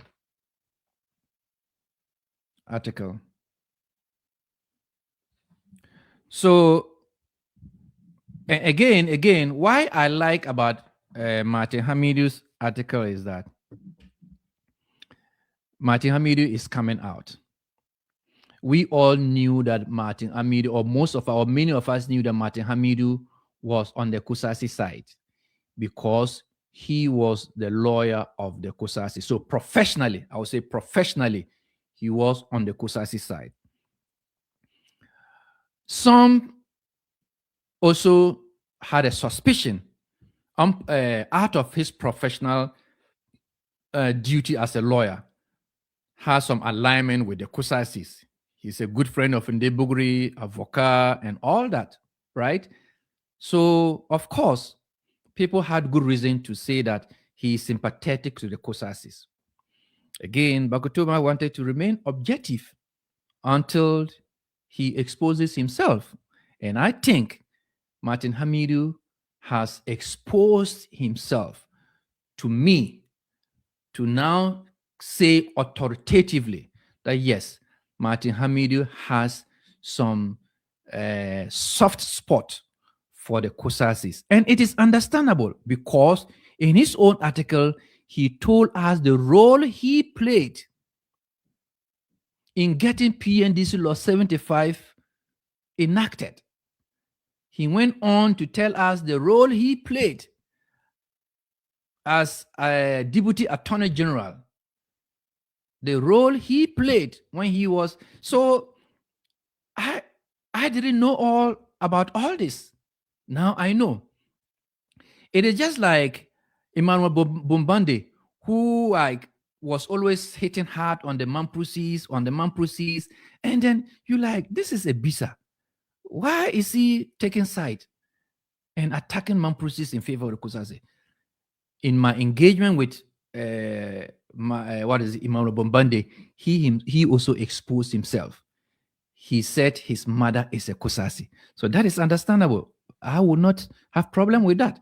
He decided to follow his maternal side rather than stay neutral. So we have to treat him as he wants us to treat him. Good. Now, Martin Hamidu too has made us to understand his role. He may try to portray himself to like, no, I'm in the middle. I'm this. No. There's nothing like that, right? But I'm saying that I love everything he wrote in the article, and that is one of the reasons that I loved about it. I now know Martin Hamidu very well. Another thing that I like about the article is that I knew Martin Hamidu was the lawyer in 2003. So for me, strategically, anything that anybody and everybody was saying, I wasn't so concerned. I was eager and praying to hear Martin Hamidu say his side of the story. And if you do remember very well, in one of my programs, we easily forget. We easily forget. In one of my programs, I did say that and one best way of resolving this mystery about the Supreme Court ruling was to let the government should let the Attorney General give his legal opinion on the Supreme Court ruling, because the Attorney General was a co-defendant. I also stated that the lawyer for Aninchema Abugrago should also give his legal opinion of the Supreme Court ruling. And I said that the Mamprusi lawyers, they already gave their legal opinion. And indeed, it was based on the legal opinion of the Mamprusis and subsequent research that I have done that I took a position and said that no matter what, until the world come to an end, even if everybody will agree that the Supreme Court ruling has settled the matter, I, Bawku Tuma, will be the last person inside my grave to agree that the Supreme Court has settled the chieftaincy dispute. So we know the legal opinion because it is a ruling that is coming from the court. And that is the ruling of the court. Anyone reading it will have different interpretation of it.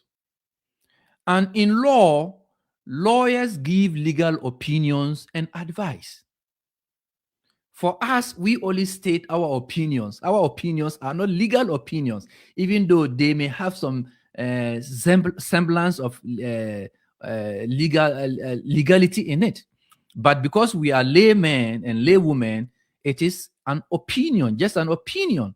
It may be considered as an academic work, right? But anything coming from a lawyer has that weight. It is an opinion. So the Mamprusi lawyers gave their opinion about the Supreme Court court ruling. They told their clients, it was addressed to Justice Bukare. And I'm saying that if the Kusasi lawyer, Martin Hamidu, had also come out with his legal opinion about the ruling, and then the government itself also come out with its legal opinion, we would have looked at the three. The Mamprus's legal opinion presented by their lawyers, the Kusas's legal opinion presented by their lawyers, the government legal attorney general legal opinion representing the state, and it would have given us a clearer picture. But all of them, none of them were doing. I mean, at least the Mamprusis did that. The Kusasis and the government weren't doing that. All they were doing is like, oh, the Supreme. You understand that kind of thing. So again, it gave me more hope that listen, no, there's something wrong somewhere. Anyway, my dear brother, so let's go. So that is why, again, I love about this. Martin Hamidou is not stating expressly that this is his legal opinion, but implicitly it is a legal opinion. We will do justice to the legal opinion. So let's go. So Martin Hamidou article, right? The core points that I took. The article, this is my summary out of my analysis. I mean, from my analysis. The article does not purport to decide which ethnic group should be chief of Bawku instead of what is it? Instead, it gives a key message. A key message. That is why I said the title of the article, Martin Hamidou wasn't misleading us. He didn't show any bias. And there was also some legal inferences that one can make from it, right? So the legal inferences from the title, and when you then consider the content of it, I am saying that Martin Hamidou did not purport to decide that the chieftaincy should go to the Kosasis or the Mamprusis. Let's be honest. I know, as I said, that's what I started by saying, that Martin Hamidou has a soft spot for the Kosasis. There's no doubt about that. And his role in PNDC Law 75. Let's understand all that. But I'm looking at purely his article. His article. All right, so let's go on. And what is his key message that I took?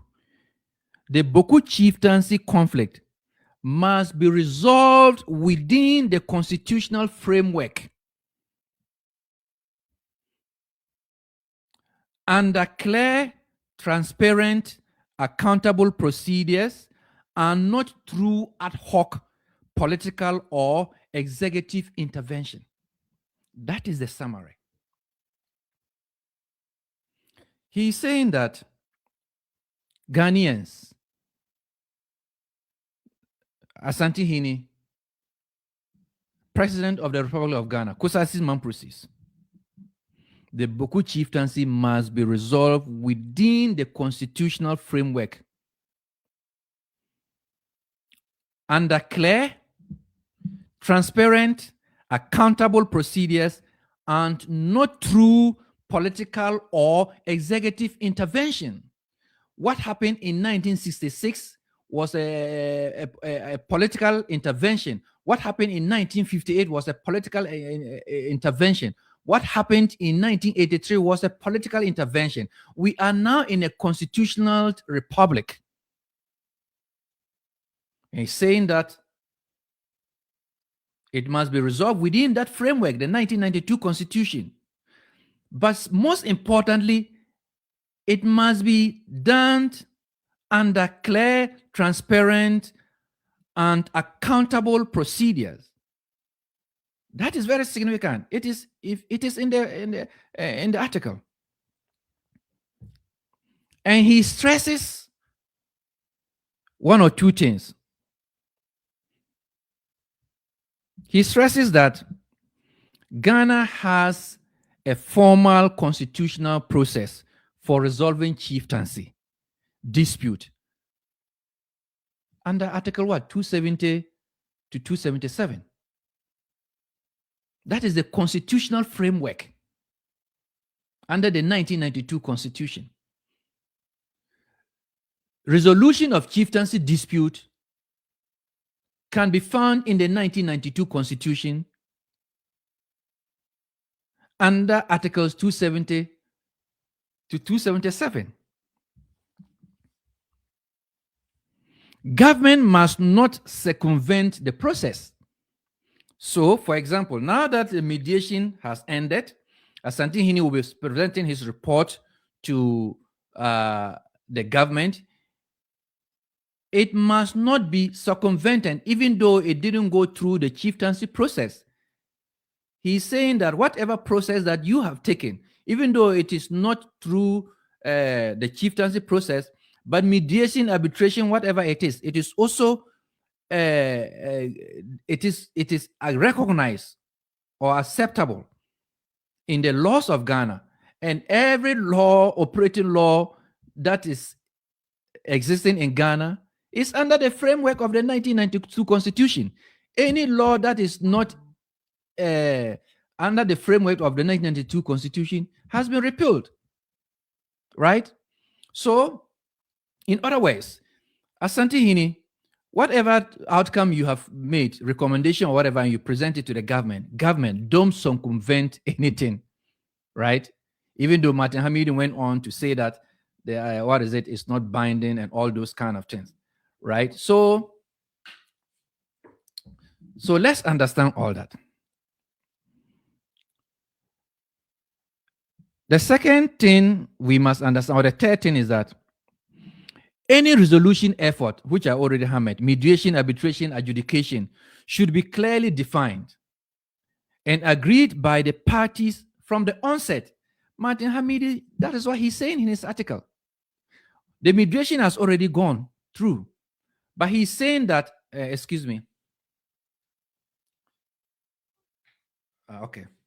he's saying that what should have been done from the onset was that, or is that, they should have been clearly defined and agreed,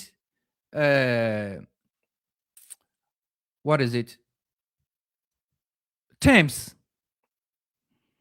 by the Mamprusis and the Kusase from the beginning. Some of us made this point clear. And at a point, we were even suggesting that, anyway, let me not go into details. So, and I absolutely agree with Martin Hamidu, right? We have gone past there, but it is, since the mediation has ended, we can now start the discussion. And in fact, after the presentation of tomorrow, more discussion will come on. Media, lawyers, security expert, whatever you call them, co-meaning, all of them will start talking. But Bakutoma will not talk. Tonight is my last program, so let me just go on with this. Now, Martin Hamidu used the term the status quo ante. The status quo ante. So the question is, what does that phrase, what is the real meaning of that phrase? It's a legal term. I'm not a lawyer, but I've done my research, I've asked action, and I know the meaning. So I'm going to share with you.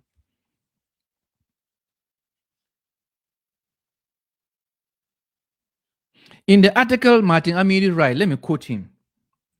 He said, the duty of government under the 1992 Constitution is to uphold the status quo ante January, the status quo ante 7th January 1993, and to manage legitimate chieftaincy conflicts within the regime of the 1992 Constitution. This is a powerful line that you need to take your time to analyze it. So let me repeat and then break it down. It said the duty of the government under the 1992 Constitution is to uphold the status quo ante January 1993. So what is status quo ante and what does it mean? We will come into all that, right? That is the implicit and inferences that we can draw into it, right? And to manage legitimate chieftaincy conflict within the regime of the 1992 Constitution. Now, let's break this into three parts. The first part is that the government has a duty under the 1992 Constitution, and that is a fact.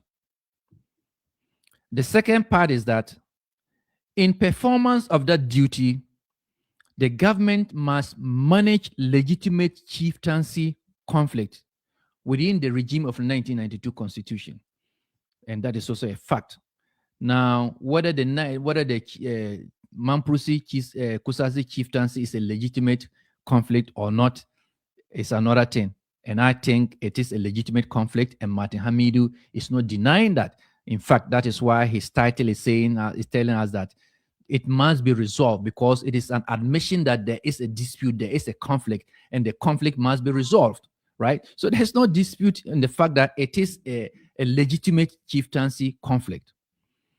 The third thing, which I decided to bring as last, is said the government must uphold the status quo ante January 17.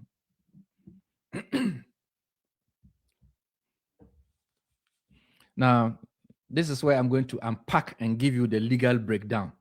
So let me take a sip. We are narrowing the discussion down to status quo ante. Status quo ante. January 7, 1993. So let me unpack it. So what Martin Hamidu, to my understanding, basically is saying is that he does not, or he is not saying that the Kusasi chief, Abugrago Azoka, who was a Bokunaba before January 7, 1993,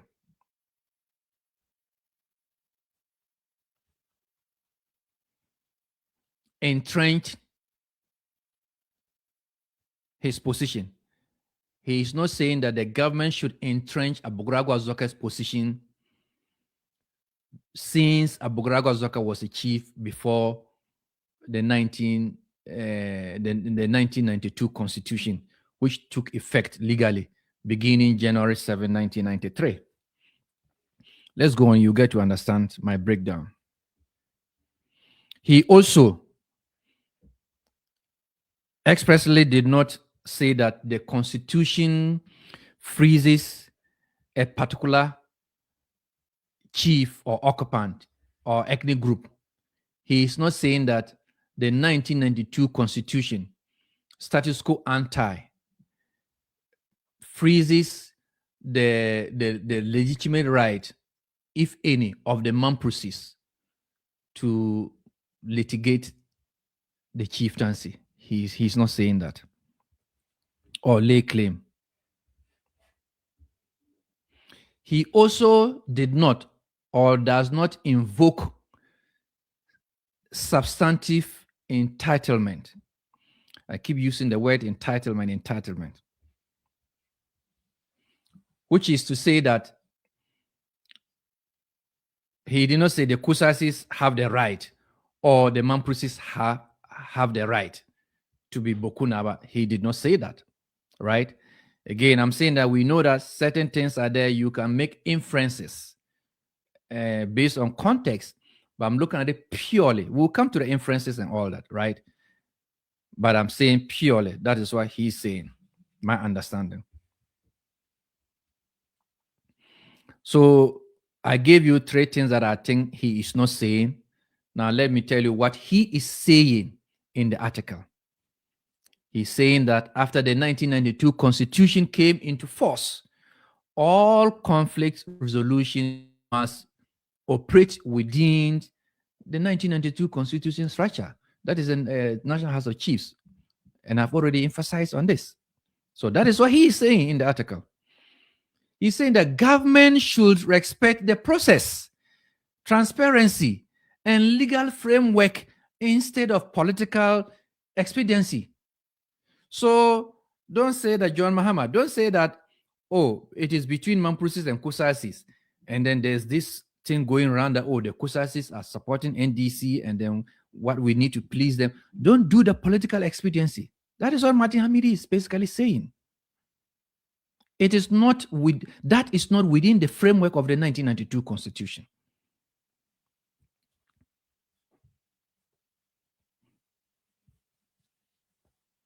So for me, in general, Martin Hamidu is making a procedural and institutional statement.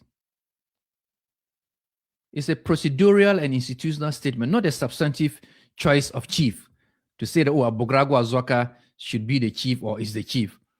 Or Nashirga Alhaji Seydou Abagre should be the chief or the chief. No. Let me emphasize, as we know, Martin Hamidu has a soft spot for the Kusasis because of his engagement with them and all that, right? But I'm saying purely from my analysis. So that is the political side. So again, let me say this. You need to look at Martin Hamidu's articles from two angles: the political aspect of it and the legal aspect of it. The political aspect of it and the legal aspect of it. What I just told you is the political angle of the article, right? Status quo anti, what and whatever, which others can also interpret it to mean that what he's saying is that, okay, you know what, before the coming into effect the 1992 Constitution on January 7, 1993, Anichema Bogragwa Zoka was the Bukunaba. So status quo anti is saying that whoever was the chief of Bawku before coming into being of the 1992 Constitution should be upheld or upheld as the Bukunaba. You can make that interpretation, but it will not stand legal scrutiny. It is a political statement. It's a political statement. Martin Hamidu is expressing his opinion. It's just like you say that, just like my interpretation. That is also my opinion, right? Anybody saying that this is what it meant, and another person, that is not what it. Hey, my brother and sister, that is your, whether you are a lawyer or you're not a lawyer, that is your opinion, right? If you want your opinion to have legal binding or to have legal effect, go to the court. So if Martin Hamidi is saying that, okay, status quo anti January 7, 1993, what I do mean is that the chieftaincy should be for the Kusasi and it is not for the Kusasi, he can go to court. If that is the understanding of the Kusasi, they can also go to court.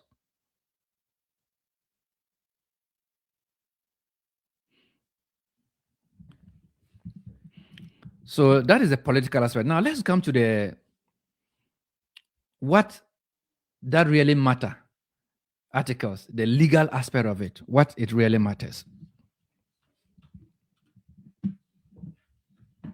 What is really matters. My dear brothers and sisters, in the next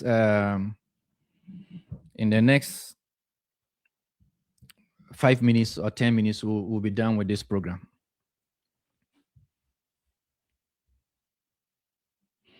So legally, no matter whatever inferences you read into Martin Hamidu's article, whether you are worried about status quo anti or you are jubilating about status quo anti, legally, Martin Hamidu basically is telling all of us that the 1992 Constitution does not entrench incumbents on ethnic claims.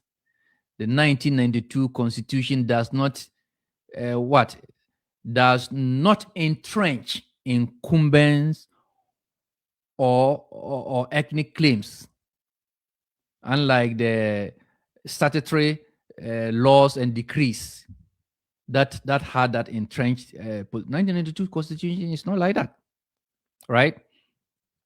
So Article 272, 277 clearly assign chieftaincy dispute to constitutional bodies, traditional council, National House of Chiefs, and not the executive, not President Mahama and cabinet, none, not even Asante Hini, not Peace Council, not whoever, but national, the traditional council, National House of Chiefs, Regional House of Chiefs. You can find that in the 1992 Constitution, Article 272, 277. That is the framework Martin Hamidu is talking about. So the status quo anti-reference, in my view, is about respecting the legal process, not about validating specific claimant. It is about respecting the legal process. The legal process within the 1992 Constitution. I mean, let me repeat so that we'll get it right. This status quo anti debate might be like the accrued right doctrine. So let me take my time. I'm saying that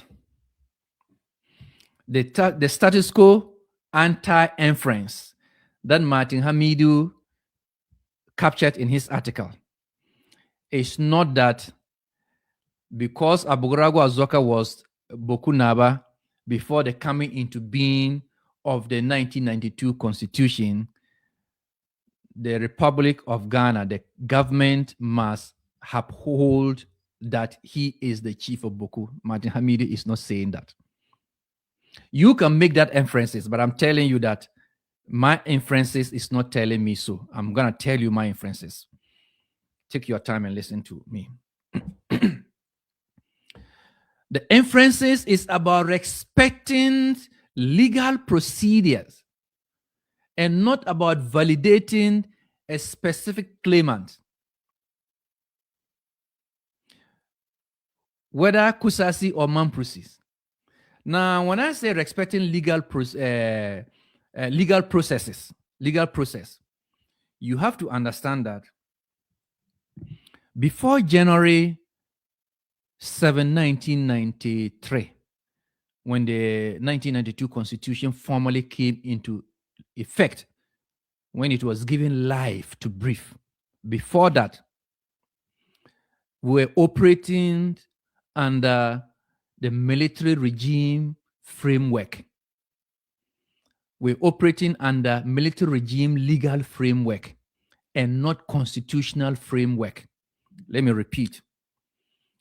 Before January 7, 1993, Ghana was operating under what I will term as military regime legal framework, where decrees had legal effect, where laws were passed. You sit in your room, two people, you smoke your jot or you take your wine, whether you are drunk or not, whether you have a clear conscience or not, whether you're looking at the real fact on the ground or not, and you make a law. That was the situation. The status quo ante here, January 7, is that whatever is existing or it came to exist from January 7 up to date, the legal process, that must be respected. So laws that are in existence and then accepted by the 1992 Constitution from January 7, 1993 should be respected. Laws that are no more in existence should not be respected. If you argue the PNDC law 75 was in existence in 1993, today you cannot argue that it is in existence. It gave way in 1996, 3 years after the Constitution. When the Constitution was given life to brief, the Constitution realized that no, this particular law must get out of here. So the status quo ante is starting from January 7, 1993. The legal process, respect the legal process. Nothing less, nothing more. That is what Martin Hamidu is saying. My dear brothers and sisters, let's put it another way. Status quo ante. Here is a procedural benchmark, not a declaration of rightful ownership. It is a procedural benchmark. And as I told you, the benchmark is that start from January 7, 1993, all the way. We are talking about laws. We are talking about procedures, right? We are not talking about ownership. We are not talking about claimants. We are not talking about who is a chief and who is not a chief. We're not talking about ethnic identity and ethnic struggle. No. use the process, the legal process, the framework of the 1990, within the framework of 1992 Constitution, and resolve the matter. Because, as I said, Martin Hamidi himself has admitted that there is a problem, and that problem needs to be resolved. But it has to be resolved within the 1992 Constitution, the framework of the 1992 Constitution. And in doing so, transparency must be there, accountability must be there, procedural effect must be taken, or procedural course must be taken. Right? All right, my dear brothers and sisters, let's continue.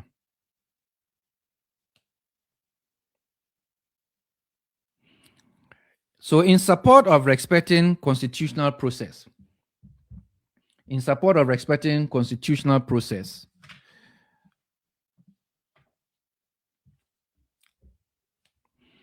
what Martin Hamidi is saying is that government or ad hoc processes, like the Asante Hini mediation, is an ad hoc process,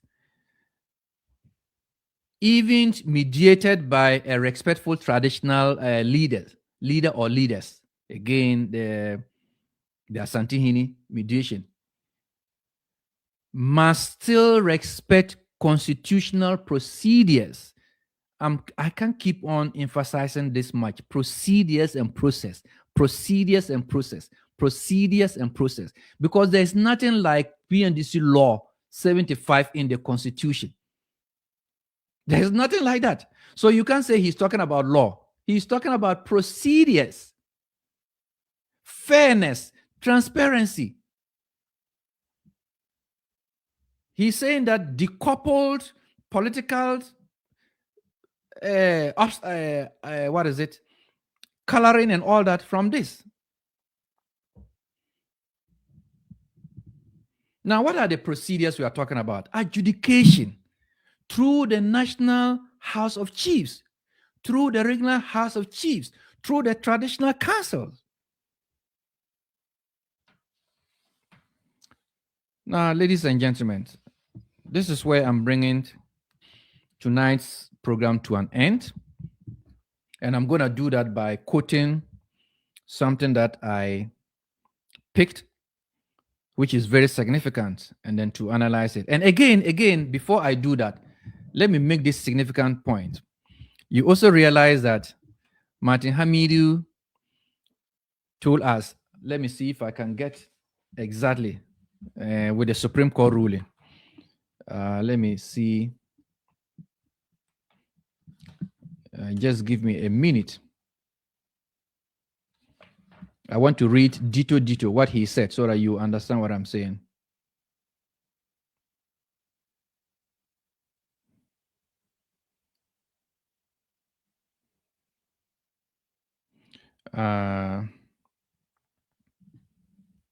Okay, here is it. Let me read the entire paragraph so that you understand. Again, if you're making inferences, you also need to make inference. If you're making the inference that, when Martin Hamidi said status quo anti, he's not coming clear, but he's trying to say that Abogragwa Zoka should be upheld as the Bawku Naba. If you're making that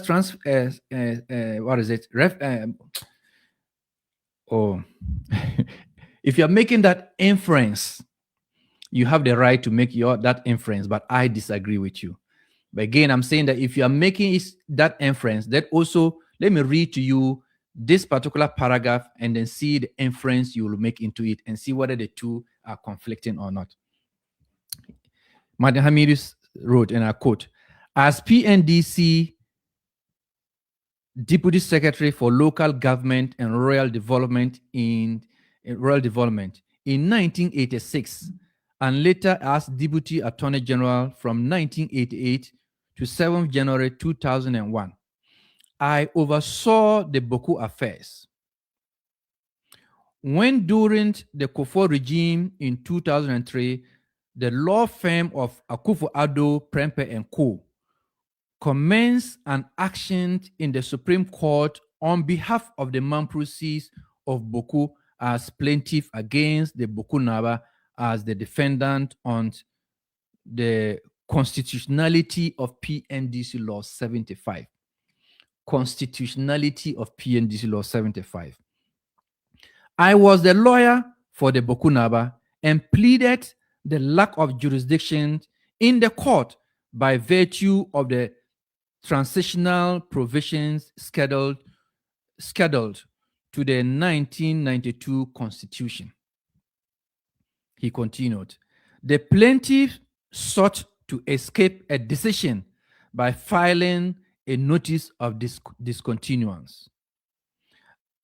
I argued that the parties had crossed the Rubicon and urged the court, if it was mindful of allowing the discontinuance of the action, to do so without liberty on the part of the plaintiff to come back to the Supreme Court.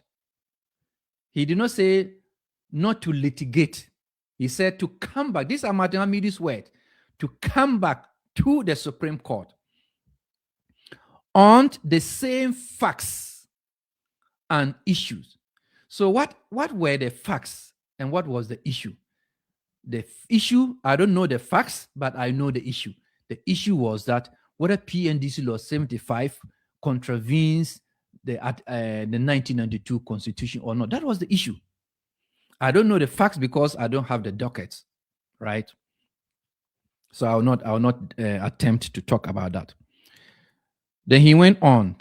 The court allowed the discontinuance of the action by the plaintiff against the defendant without liberty to come back, and he repeats again, to the Supreme Court on the same matter.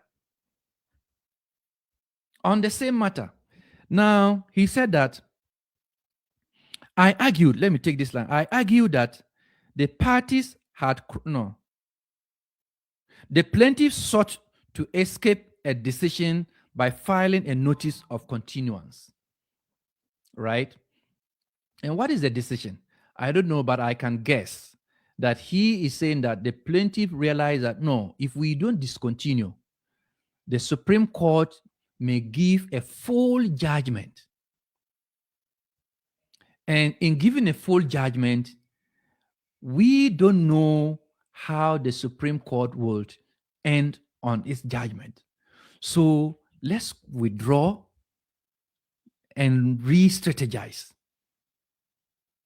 Because if the lawyers had not withdrawn the case or discontinued with the case, and let's say the court is to give its judgment, and the court says that, because now the court will not be talking about liberty to come or not to come back or not to come. The court will just say that, okay, I'm just giving a scenario, that the chieftaincy dispute in Bawku is settled.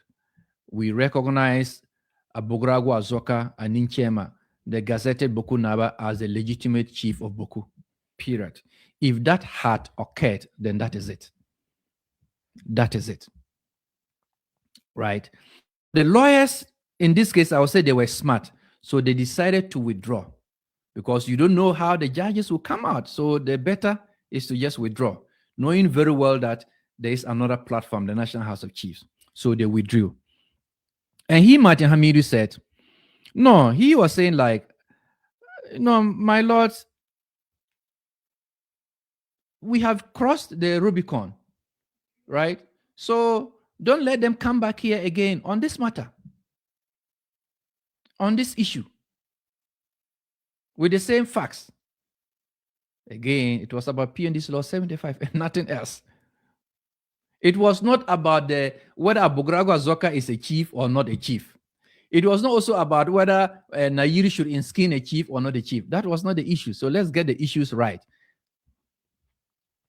So the point I'm trying to make is that those who have been telling us about the Supreme Court rulings, you realize that Martin Hamidu, whether deliberately or not deliberately, could not, let me put it that way, say that the Supreme Court ruling, this is what the Supreme Court really meant.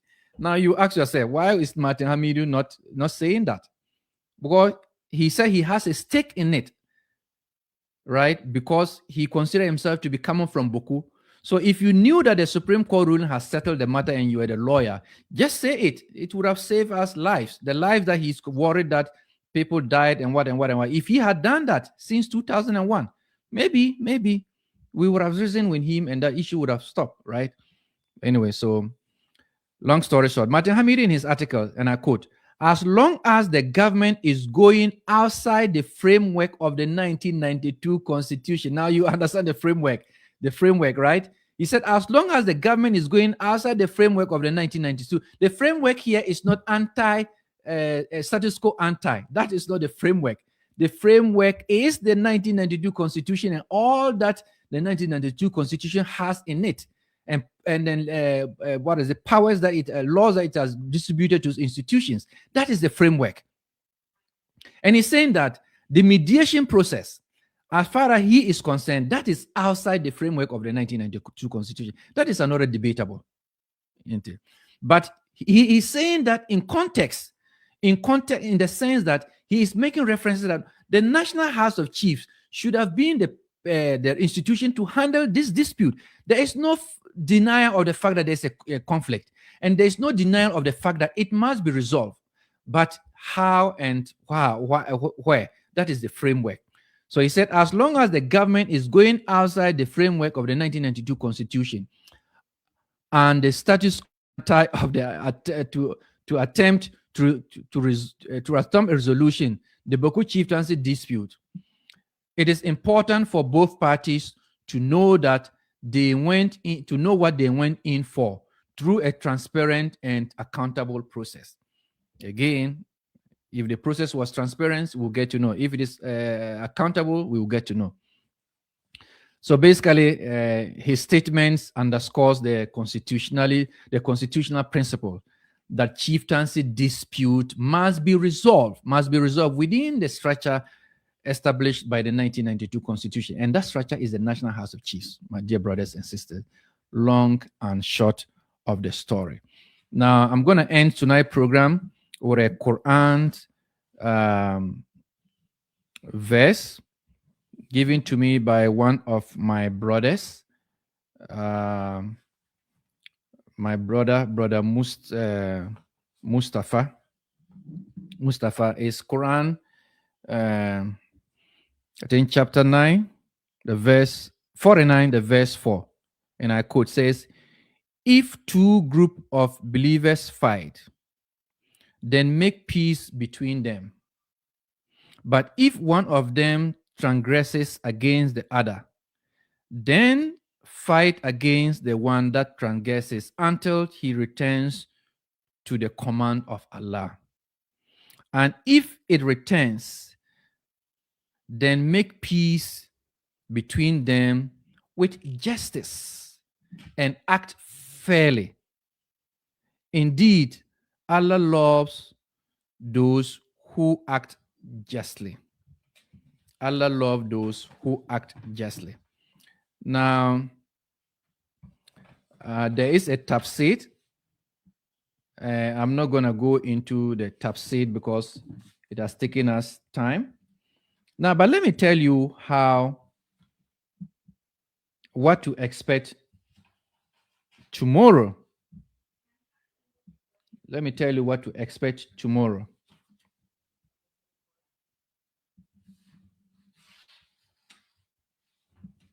Let me tell you what to expect tomorrow.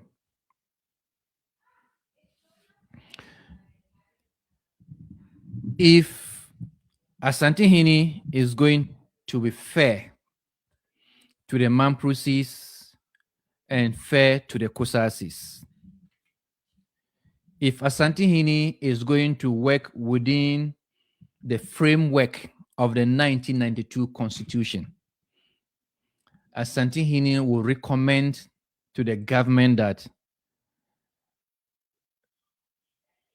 the chieftaincy dispute between the Mamprusis and Kosasis can only be resolved permanently by the National House of Chiefs. So The Kusasis can take the Mamprosis to the National House of Chiefs, or the Mamprosis can take the Kusasis to the National House of Chiefs. That is what the Asantini is going to do. It is uncustomary law. That is my prediction from my analysis, from my understanding, and from the facts. Thank you so very much, ladies and gentlemen. God bless you, and may Allah be with us all. And the title of tonight's program is 2026 and Beyond. Let there be peace in Bawku. We have a couple more weeks to cross to 2026. January 1st, 2026. May Allah let us all see 2026 and beyond. And it is my prayer that 2026 and beyond, Bawku will be peaceful, and Mamprosis and Kusasis will reason up and come together. Even if they want to litigate the chieftaincy dispute, they should do so within the framework of the 1992 Constitution through the National House of Chiefs. They should do with civility. They should use their intellect. They should use their lawyering skills to resolve the matter. No more guns. Guns cannot solve the matter, and guns would not solve the matter. We've been fighting with guns for 4 years now. Let's say beginning 2024 to 2021 to now, and still we are using civil process mediation, right? So let's go back to the civil process within the framework of the 1992 Constitution, and then if it gets there, and I am thinking that is where, if Asantini is going to be fair, that is where the matter would go. So Mamprosi lawyers start preparing, Kusasi lawyers start preparing, and then we'll bring this matter to a permanent rest. But even before the matter gets to a permanent rest, let's all understand that in 1957, there was chieftaincy, 2 chiefs. The matter was resolved through laws, through civil procedure, and not guns. In 2003, beginning 2003, we have chieftains, 2 chiefs, 2 competing chiefs. So the matter should go through the same process, my dear brothers and sisters. Thank you so very much, Mamprogu. Thank you so very much, Atem Yilma. God bless you. And Allah has decreed that we should let peace prevail in Bawku. God bless you all. Assalamu alaikum. Peace.